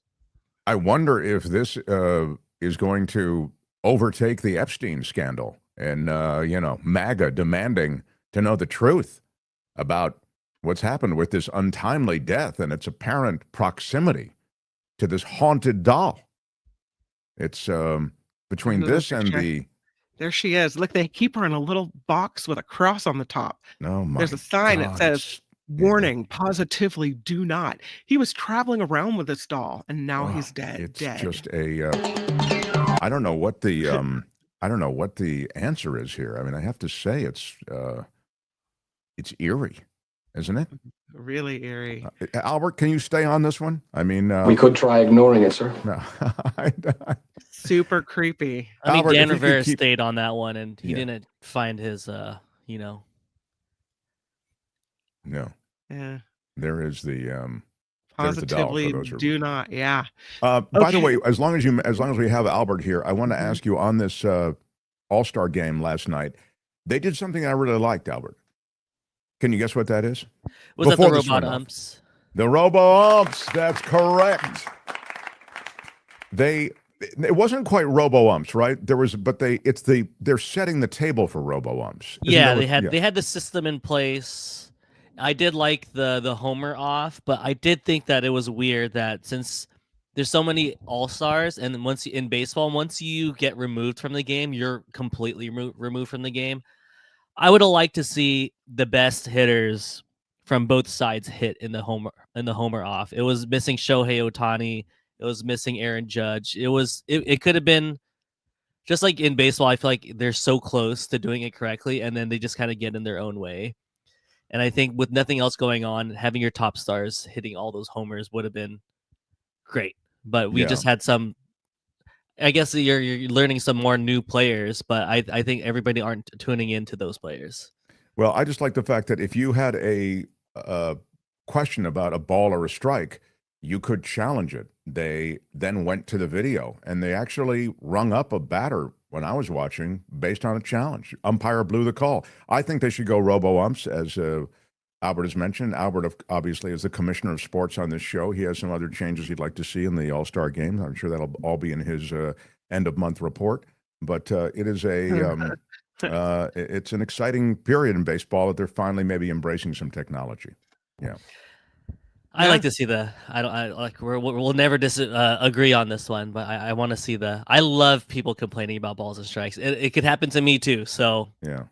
I'm all for it. But Becky E agrees with me. They do it in AAA baseball. Exactly. That's where they've kind of road tested it. Albert, the last thing I just want to mention, Commish, did you see how Donald Trump and the White House, they have purloined, which is a ding word, they have taken that FIFA Cup trophy. Did you see? It's now in the White House. I did see that. There's a lot of things sports related in the White House. We have that trophy. They're trying to announce a UFC at the White House, I believe. So I guess Trump is still trying to hone in on those the Nelk boys, the 18 to 34 demographic, I feel like. He claims, Trump does, that he was gifted the trophy. So apparently he is saying, hey, you guys gave it to me, and it's not coming back. Anyway, nice job. This report is sponsored by CoachellaValleyCoffee.com. It's the good stuff. It's the coffee you didn't know that you needed until you tried it, and then, wow, then you can't stop. This is Coachella Valley Coffee's Lion's Mane blend. Love it. Got some mushrooms blended in that coffee. Love it. Love it. Your Having it right cognitive now. function. I mean, Mark is smarter. Every sip he takes, he gains brain cells. This is incredible. Yes, something special. Yeah. It really is. You get 10% off everything on the site. There's the turmeric chai with lion's mane. Oh my God, it's they have the tea too? Yeah, they do. Wow, and you get 10% off that tea and 10% off everything on the Coachella Valley Coffee site. CoachellaValleyCoffee.com. They are a boutique roastery, so this isn't some discounted bean or discounted stuff that's been lying around for a while. There's a lot of that on the internet, but that's not this. This is a boutique high-end roastery, and you as a part of the audience get the discount 10% off using the discount code MarkT. You see they have their own mugs, they have their own stuff. It's really, look, they're great, and they're great to be part of our show. And thank you, all of you who have found them through the show and use that discount code. You can share it. CoachellaValleyCoffee.com, MarkT at checkout for 10% off.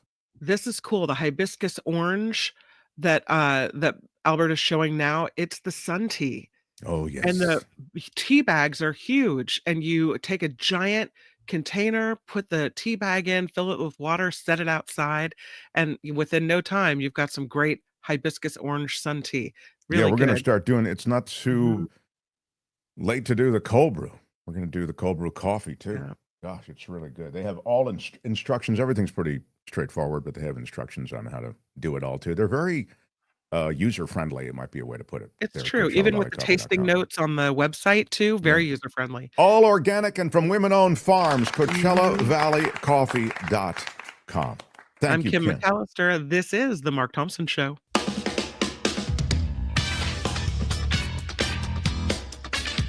Smash it with your iron rod.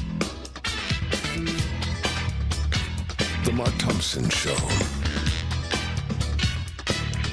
Who's Mark Thompson?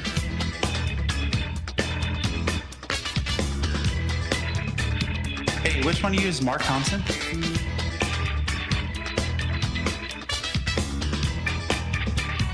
That's not fake. That's real. It's fantastic.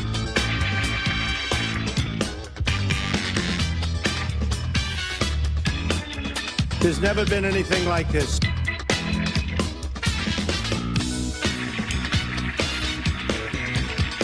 We've never seen anything like it before. Nobody has ever put something like this together that I've ever seen. Have you ever seen anything like this?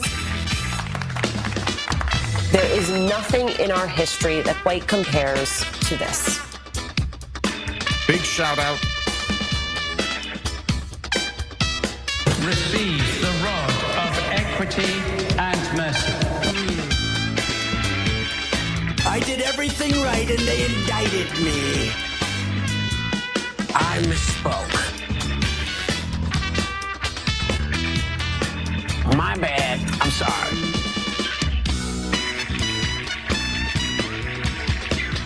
I don't think you should apologize for how you feel. Did you really just do that? Right on, everybody. Right on. Thanks for being here. I want to, quickly, a shout out to our Patreon and PayPal supporters. We add your name to the end of every show because you are the reason we are here. We could not do this show without Patreon and PayPal. Honestly, the YouTube revenue is not sufficient. I mean, not even sufficient to cover a salary.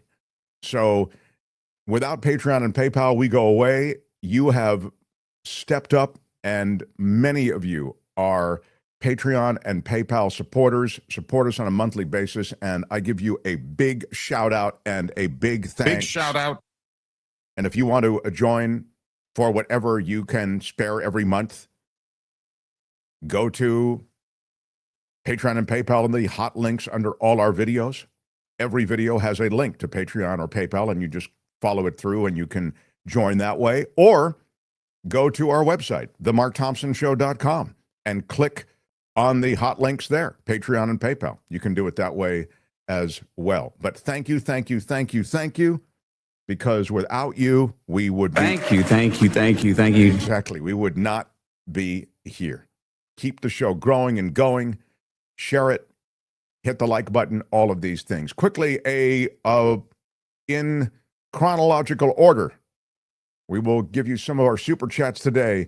Richard Delamater, always a party, is Richard Delamater. Says, sup, bitches?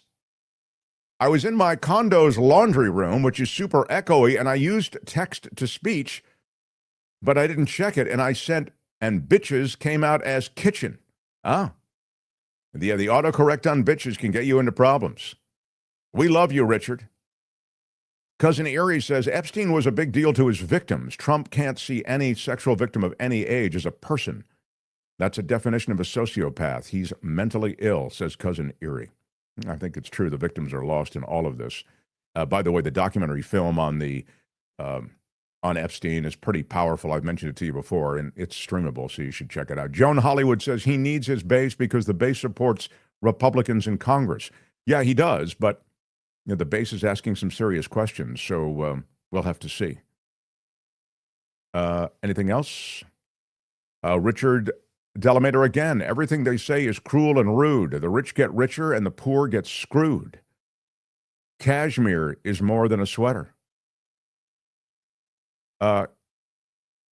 Debbie says Dan Bongino is off having a temper tantrum. Yeah, he's kind of MIA at the moment. Interesting.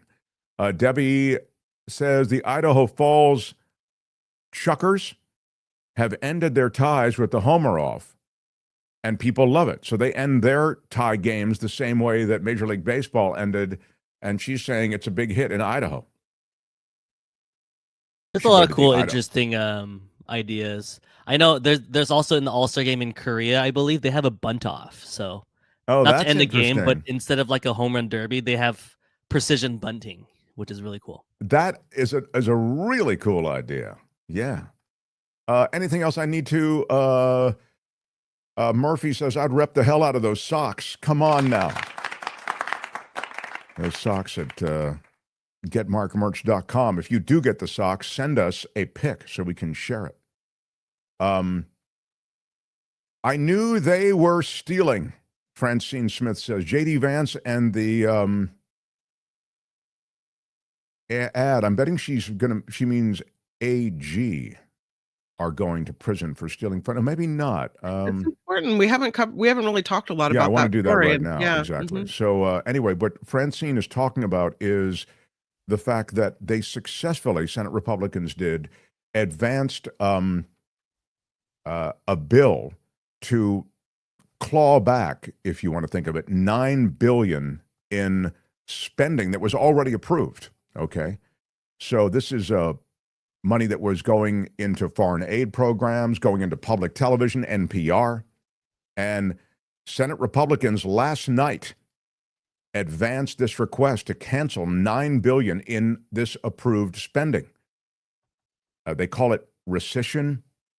So these rescissions were designed to help impoverished people worldwide, and also, again, as I say, fund public radio and television, and particularly important is NPR and PBS in a lot of these rural areas not served by a lot of other media. You may view it as unnecessary because you're saying they're streamers, but I think NPR and PBS actually serve very important purposes because there is a quality of not being profit-driven, and for that reason, you get a lot of homegrown shows out of the PBS world. I mean, I'm thinking of, historically Sesame Street, Electric Company, these kinds of kid shows, Dora the Explorer, all of that stuff started in that world. And already, it was a time. What's that? In the San Francisco Bay Area, the public broadcasting station is KQED. And already yesterday they said, based on that, they are reducing their workforce by 15% because of the lack of funding. Yeah. So, I mean, there are closures related to this anticipated lack of funding. It's been threatened for many years, but it looks like it's actually going to happen. And JD Vance broke that tie.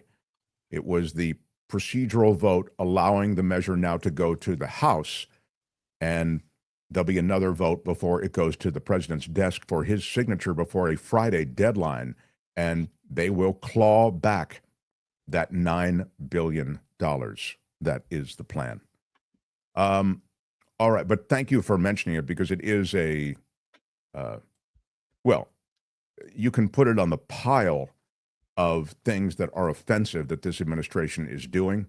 I feel the clawing back of that $9 billion, especially when you're running up the kind of tabs they are for everything from ICE to the Pentagon, this bloated deficit now with this supercharged tax cut and deficit forecast that over the next decade is just staggering.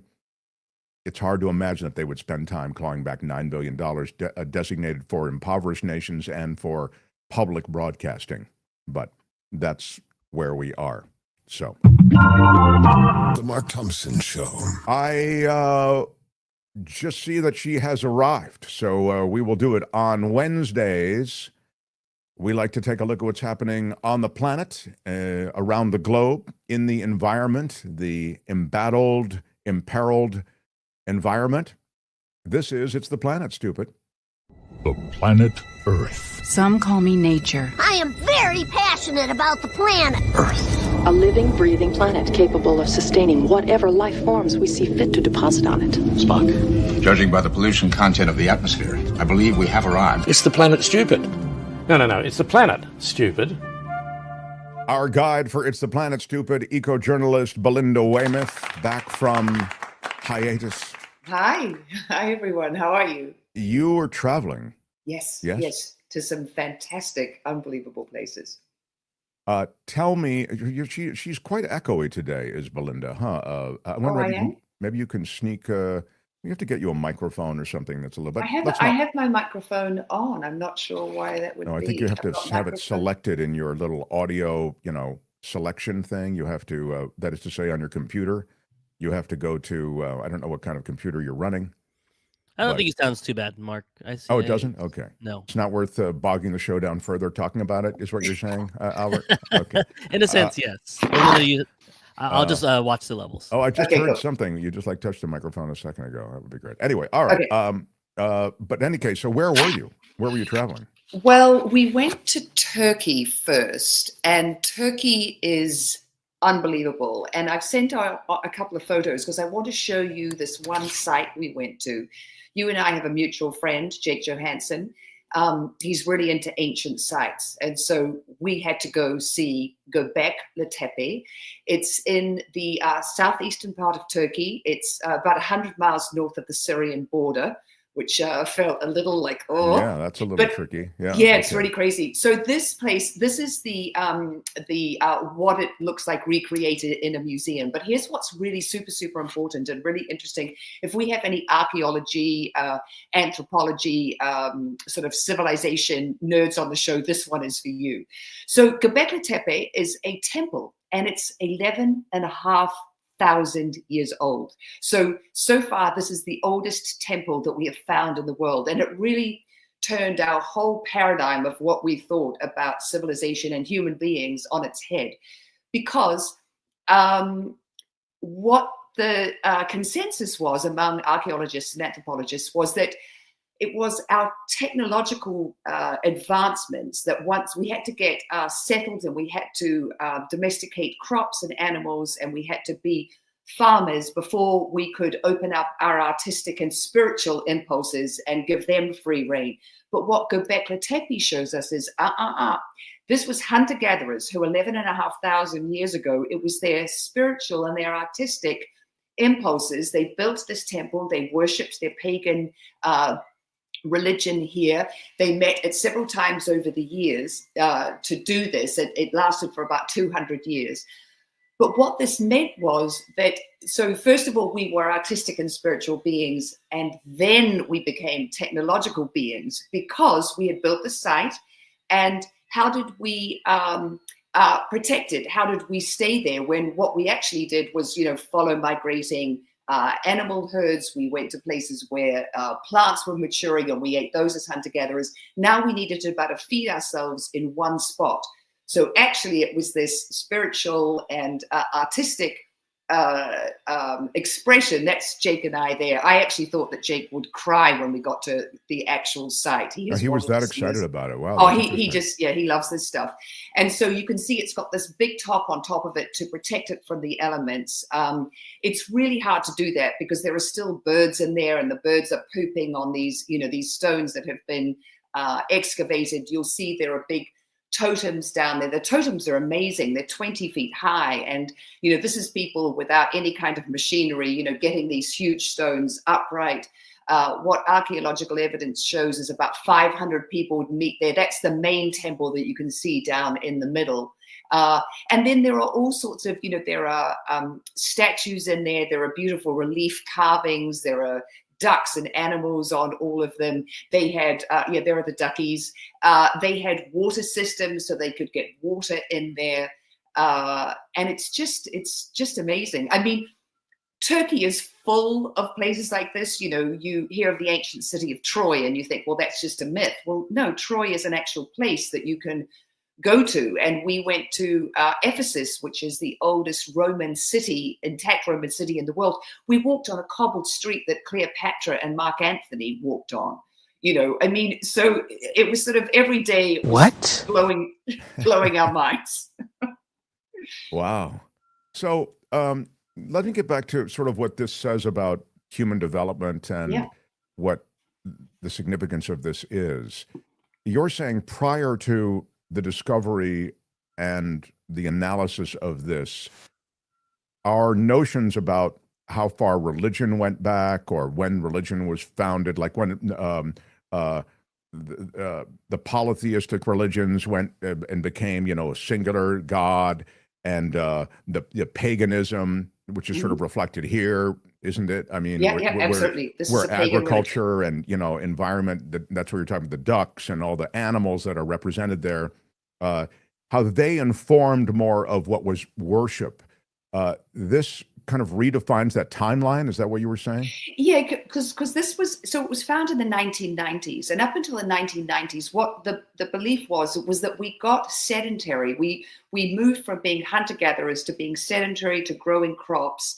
And that technological sort of advancement was what then gave us free time, to have artistic and spiritual expressions and sort of lives, that we needed to be sedentary, to have this a food source that was constant, that was just outside the back door, and then we were able to become these incredible sort of artistic and then spiritual beings.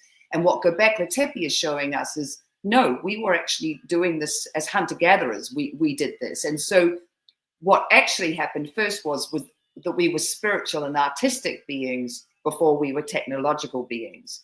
And it was that then it was our artistic and spiritual lives that made it necessary to become more technological and grow crops, so that we could protect a site like Göbekli Tepe, that we could stay there and not have to be out in the world following the migrating animals or different plants as they became ripe in different areas. This is fascinating. Yeah, you're saying that, and I'm repeating just so that I can understand. Yeah. No, sorry, I might be. No. So it's the nomadic nature of human development was really informed by where the food was or where they could set up safely in some place. And you're saying that a lot of what is discovered here is that the relationship between humans and some sense of the world around them, or the spirit around them that produced the world, made them want to set up a society, really, is what you're talking about, that allowed them the protections and the foodstuffs and the sustenance that is associated with an ancient society. Yeah, and what they think is that we were driven more by this artistic, spiritual nature, and what happened was you create a place like Göbekli Tepe. Well, you are going to need to stay there if you want to protect it. And so you're saying that so it really was the artistic first, is what you're saying? So it's the artistic and the spiritual first. It's not that they're not following. So that's wrong. What I was saying, that it's the spiritual and the artistic expression that then forced us to get more technical. Whereas what we've always, and to grow crops, so we could be sedentary, so we could domesticate plants and animals and be in this one place. And what the archaeological and sort of anthropological paradigm had been up until the discovery, the reason why Göbekli Tepe is so important, was that what they believed was that first and foremost, we're technological beings, that it was our technological know-how and the way that we were able to innovate and plant crops and then be in one place that enabled us then to go, oh, we want to be, we want to build a temple and be religious, and we have this idea of this, all these different, gods. That it's really the chicken or the egg kind of thing. Well, which god was the real god, Belinda? Did they get into that at all? We didn't. Yeah, we didn't go. There weren't any archaeological. There wasn't any archaeological evidence telling us, who we really should be. Always, it's a mystery. Always, it's a mystery. Yeah. It is. It is. What a fun and fascinating trip. Yeah. So Jake Johansson is well steeped in this history and was aware of this, and so for him, this was like the monolith in 2001: A Space Odyssey or something. You heard all the chorus of discovery. Yeah. No, he's really into this stuff. He loves it. It's really super fascinating to him. And so we had already thought about Turkey, but he really wanted to go there, particularly to go see Göbekli Tepe. And we had this wonderful guide who was an archaeologist who was able to, sort of explain things and take us to other sites that are also of the same era.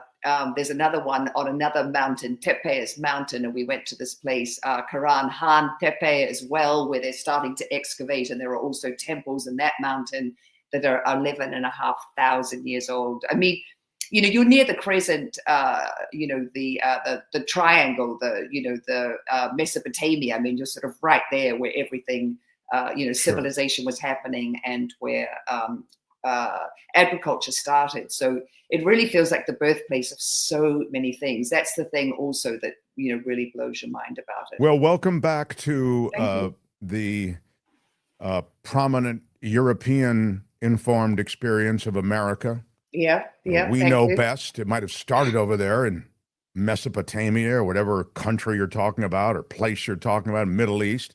But we then refined it. And we've decided here that among the refinements we're making under the new administration is we don't need science, climate science, technology, weather technology, National Oceanic Atmospheric Administration. I don't need to know how warm it's getting. I don't need to know that the hurricane is coming. I don't need to know all of this stuff. Those people and scientists shown the door. The latest climate science report has been erased, deleted, will not be released to the public on the orders of the President of the United States. Yeah, insane.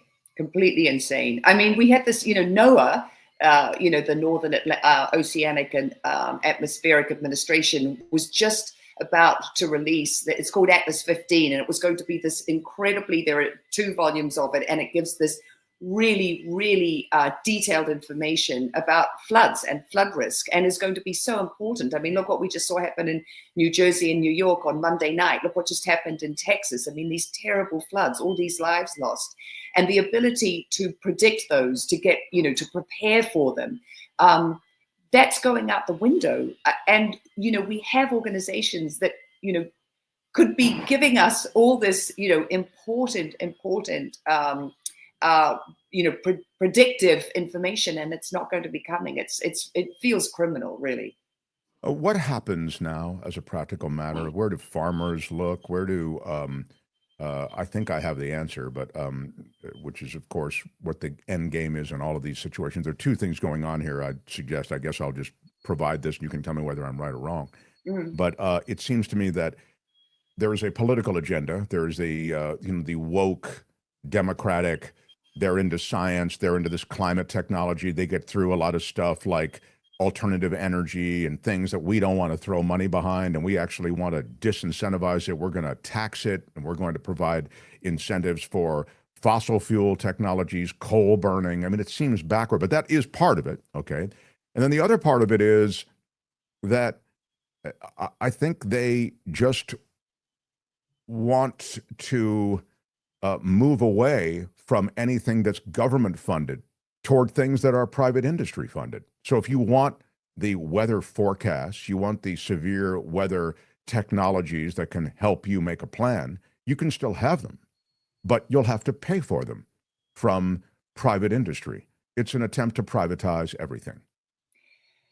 Yes, I think you're right on that. I think, yes, it's a way to privatize it. It's a way to cut down government spending, to give tax breaks to people who you want to give them to, but not to take care of your everyday citizens. So you're not taking care of your farmers. You're not taking care of, the people who voted you into office. I mean, as elected officials, your job is supposed to be to take care of your constituents, but they are sort of washing their hands of that. I mean, the story that you sent me, Kim, about the pesticide, and what's happened with the pesticides. And when you really delve into, the EPA and our laws against pesticides, they're super weak. They're in the hands of industry. But what that does is it puts Americans in danger. It puts us in danger from climate fueled, because these storms and these floods are climate fueled. They would not be as bad. The atmosphere would not hold as much water, and you wouldn't have these deluges like you do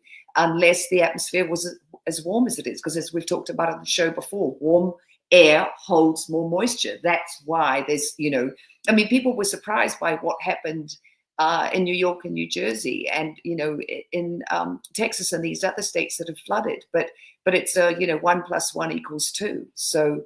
Well, I just want to round out what you were talking about. Belinda's referring to a huge story that suggests that the illegal use of toxic pesticides is something that is running amok with illegal pot farming, I think. Yeah. So there are two stories. Let me just talk about that, because one is really important, and this is about actual regulations and how weak we are in regulating pesticides. So we're using pesticides. We're using something on crops here, that pesticides that are banned not only in the UK and the EU, but also in China.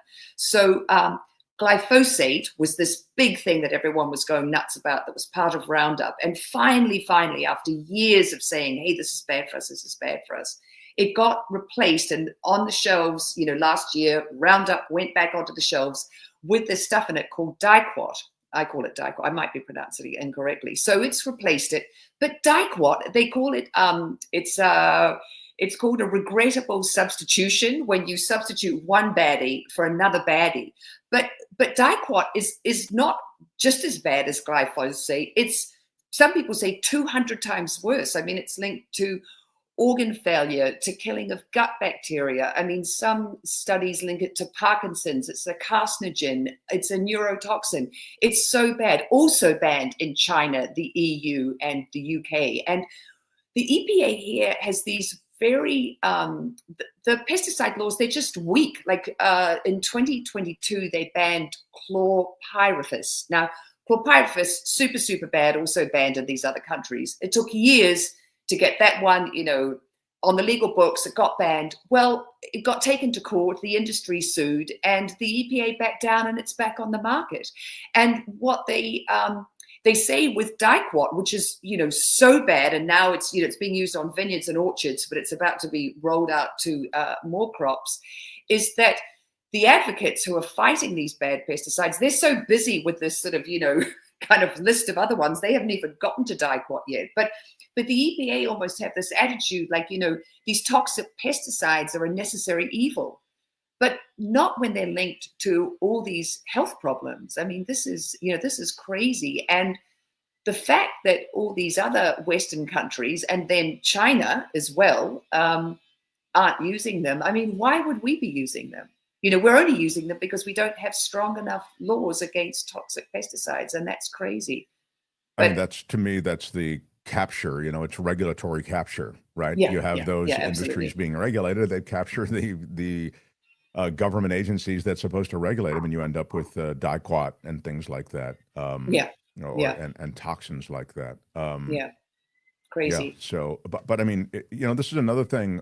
I think the illegal pot farms, they're associated with a lot of stuff, like the use of water on a level that's just criminal.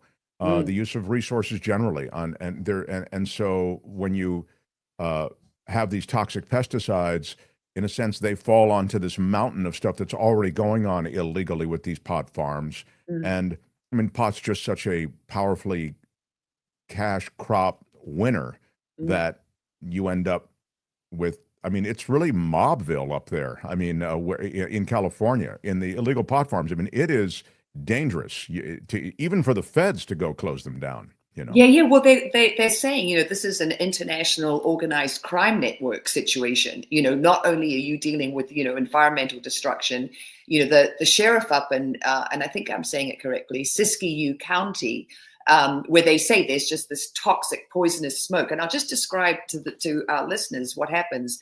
So they take an aluminium can and they take something that's like sawdust and they stuff it in these cans and then they fill it. They drench it with all these insecticides, fungicides, herbicides, really toxic, nasty stuff. They then light these things on fire and they put them in these enclosed cannabis growing structures. So you've got this awful, just conglomeration of this toxic poison. I can't imagine what it's like for the workers there. But Siskiyou County, so it's in the Shasta Cascade region. It's where tourists go. 46,000 people live in this county. The supervisors there are calling on, Governor Newsom, please help us. This is, really awful. Residents can see this toxic, thick, poisonous smoke coming out of these growing structures. It's really dangerous, as you're saying, if the feds even, are brave enough to go up there, you've got law enforcement, but then you've got first responders and firefighters. Firefighters are already on the front lines in our state and in Oregon. This is just below the Oregon border with fires that are happening. We already know that all the flame retardant we put on stuff is making, firefighting a huge health risk to first responders. But now if there's a fire up there and you've got all these, these awful herbicide, insecticide, fungicide, basically it's a toxic, firebombs that they're using. You're making it dangerous for them. But the sheriff is saying, look, we've got, this, these transnational crime networks. We've got environmental destruction. We've got human trafficking, the people who are working there. This is a mess. This is not good. Right. Added to what we've got the EPA allowing to happen, on our crops. Yeah. In the best of times, you have complicity on the part of the EPA for a lot of these toxic agents. Grenache is saying, I used to do field work for Humboldt County. So many of the grow sites we came across were more like little Superfund sites. Overuse of sprays, baits, fertilizer, all to protect weed crops. B.A. Ware says the guy that invented Roundup said he'd drink a glass of it. It's harmless. Then someone gave him a glass and he refused to drink it. Yeah. No, you know what? Of course he didn't drink it. Oh my God. Yeah. Wow, that's crazy. I don't know. Look, it's a real contemporary concern. And as you say, it affects tourism. It affects a lot of other aspects of life up there. Yeah. And I don't know that the government has the will or the power, really, to go up, as you say, against these cartels that are in control of. They talk about how tough they are and how they want to root out violent criminals, and that's all part of, their immigration plan. But they don't actually go after the real illegal growing that's going on in northern parts of California. And well, I have to say this show of force, this sort of ridiculous spectacle that we've had at MacArthur Park and down here in Los Angeles, send them up there. Really, you've got them down here pulling people off, out of gardens where they're working, people who have, papers and children and a life here. Go after the real criminals, like you're saying. If you want a big show of force, it's sort of macho posturing down here, but they could actually do something that would be worthwhile if they were. That's exactly what I'm saying. So Yes. You can find Belinda Waymouth across social media. Belinda Waymouth, Waymouth. Welcome back. Best to Jake. Glad you guys had a great trip. Yeah. And thanks for the education. I didn't know anything about that. That special spot in Turkey. So go back that day. Yeah, I look forward to maybe someday making a visit as well. All right, Belinda Waymouth. Thank you, Belinda. Bye, everybody. That's It's the Planet Stupid for today. More It's the Planet Stupid. No, it's the Planet Stupid. Next time, only on the Mark Thompson Show. I see this. Jim Eaton says petrochemical lobbyists want organic farms stopped. That's interesting. I didn't even think about the push against organic farms. You know, it makes sense, is a push against them. But it's already very expensive and hard to run an organic farm. You know how it works. I mean, in order to get certification, you have to not only not use pesticides, but you have to have the ground certified such that you can't just, on this crop, we're not going to use any pesticides and therefore it's organic. No, it has to go through a certain period during which no pesticides were used, etc.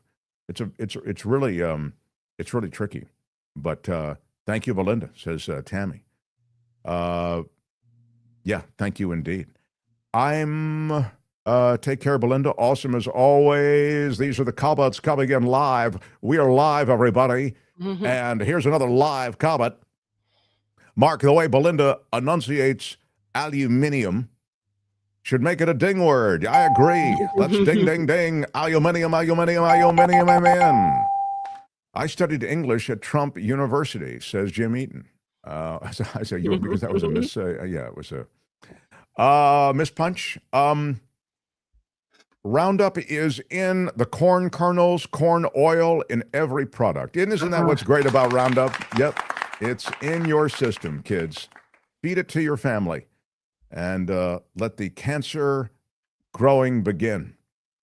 Citizen Morgan says they're killing our planet. That's me commenting on the MAGA crazies, she says. I mean, it's hard enough before MAGA got in charge of the world. It was hard enough with an EPA, as we've talked about before, talked about it during the Biden administration. It was regulatory capture. There are just too many big interests. Big ag, these pesticide interests. Those are chemical companies. They have tremendous control and tremendous lobby leverage in Washington. It was just too hard to push back against them completely. That's why the Roundup trial was so important. These legal judgments against them are so important. And so now you're right on some level. You don't even have a party in power that has a disposition that's sympathetic to the environment. You have a party in power that wants to erase any mention of the environment. They want to supercharge coal plants and the dirtiest fuel on earth. They want to get rid of, erase, disincentivize any alternative energy, clean energy. You can tell me about nukes. Nukes will get, nuclear power 15 years minimum to get them online. Well, we could do the smaller ones quicker. Great. Do you want regulation of any kind with those smaller ones? Because if you do, this is the wrong crew. Well, you want some kind of regulation. Because if there is a release of that radioactive material, it could kill a lot of people and could create a health hazard for the rest of time. Health hazard is a polite way to put it.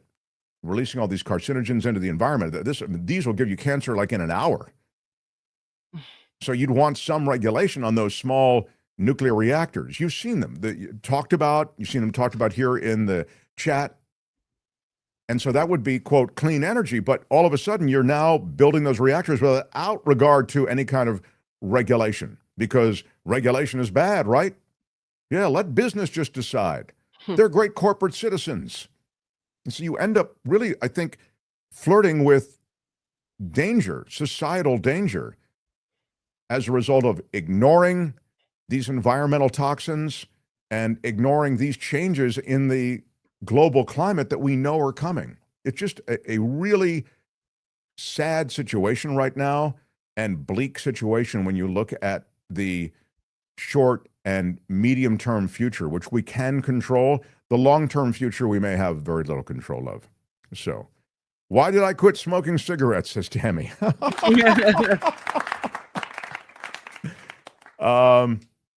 We're doomed. Thank you. That's right, which is why you should be wearing the Mark Thompson Show socks that have come into my possession. They've just arrived, and we're very excited about them.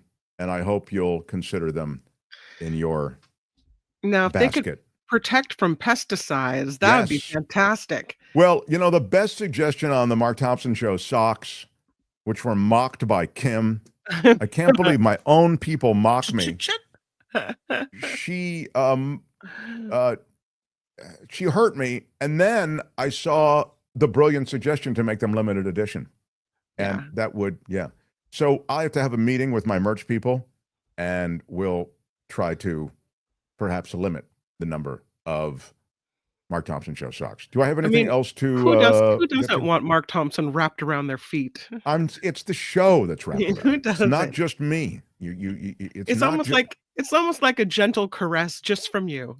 It's I thought you couldn't fire the Fed chairman, says Yaya Souza. You can't, but you can. That's not true. You can't fire the Fed chairman unless you have what? Cause.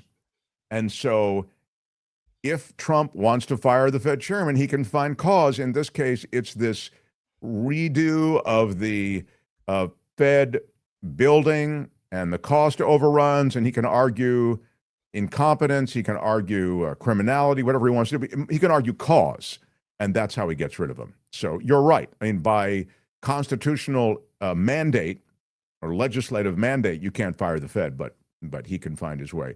Bongino's reputation is gone. Him returning to public life with a podcast is only realistic if he leaves now. If he stays, his job opportunities will be ruined forever. That's from D Spirit, who I think also was the guy who suggested making the socks limited edition. D Spirit is a very smart guy. Thank you. Mark, have Texas Paul on. He'll have a good chat with you. I think you'll love him. That's from Mobius 981. Let's try to get it organized. We'll try to reach out to him. And Murphy said I'd rep the hell out of those socks. I love that. Yeah. If you do get any of the merch, do send us a pic so we can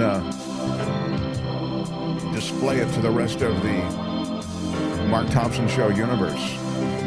Tomorrow, wow, do we have a lot to talk about with David Katz. The former federal prosecutor joins us tomorrow, and we'll discuss everything from Epstein to the constitutionality of changes that Donald Trump wants to make in the immigration system, the deportation of many of these detainees to third countries. We've seen it now permitted by SCOTUS, also the Supreme Court decision. There have been several that will affect American life day to day. I've been pushing all of these to David Katz, going, I want to discuss this, I want to discuss this, so we'll get to it all tomorrow. And more developments in the Epstein trial, or case, I should I'm say. Shadow Stevens for the Mark Thompson Show. Can't really try him, he's dead. Bye-bye. That is it for us. Kim, thank you. Albert, thank you. Until tomorrow, everyone. Bye-bye.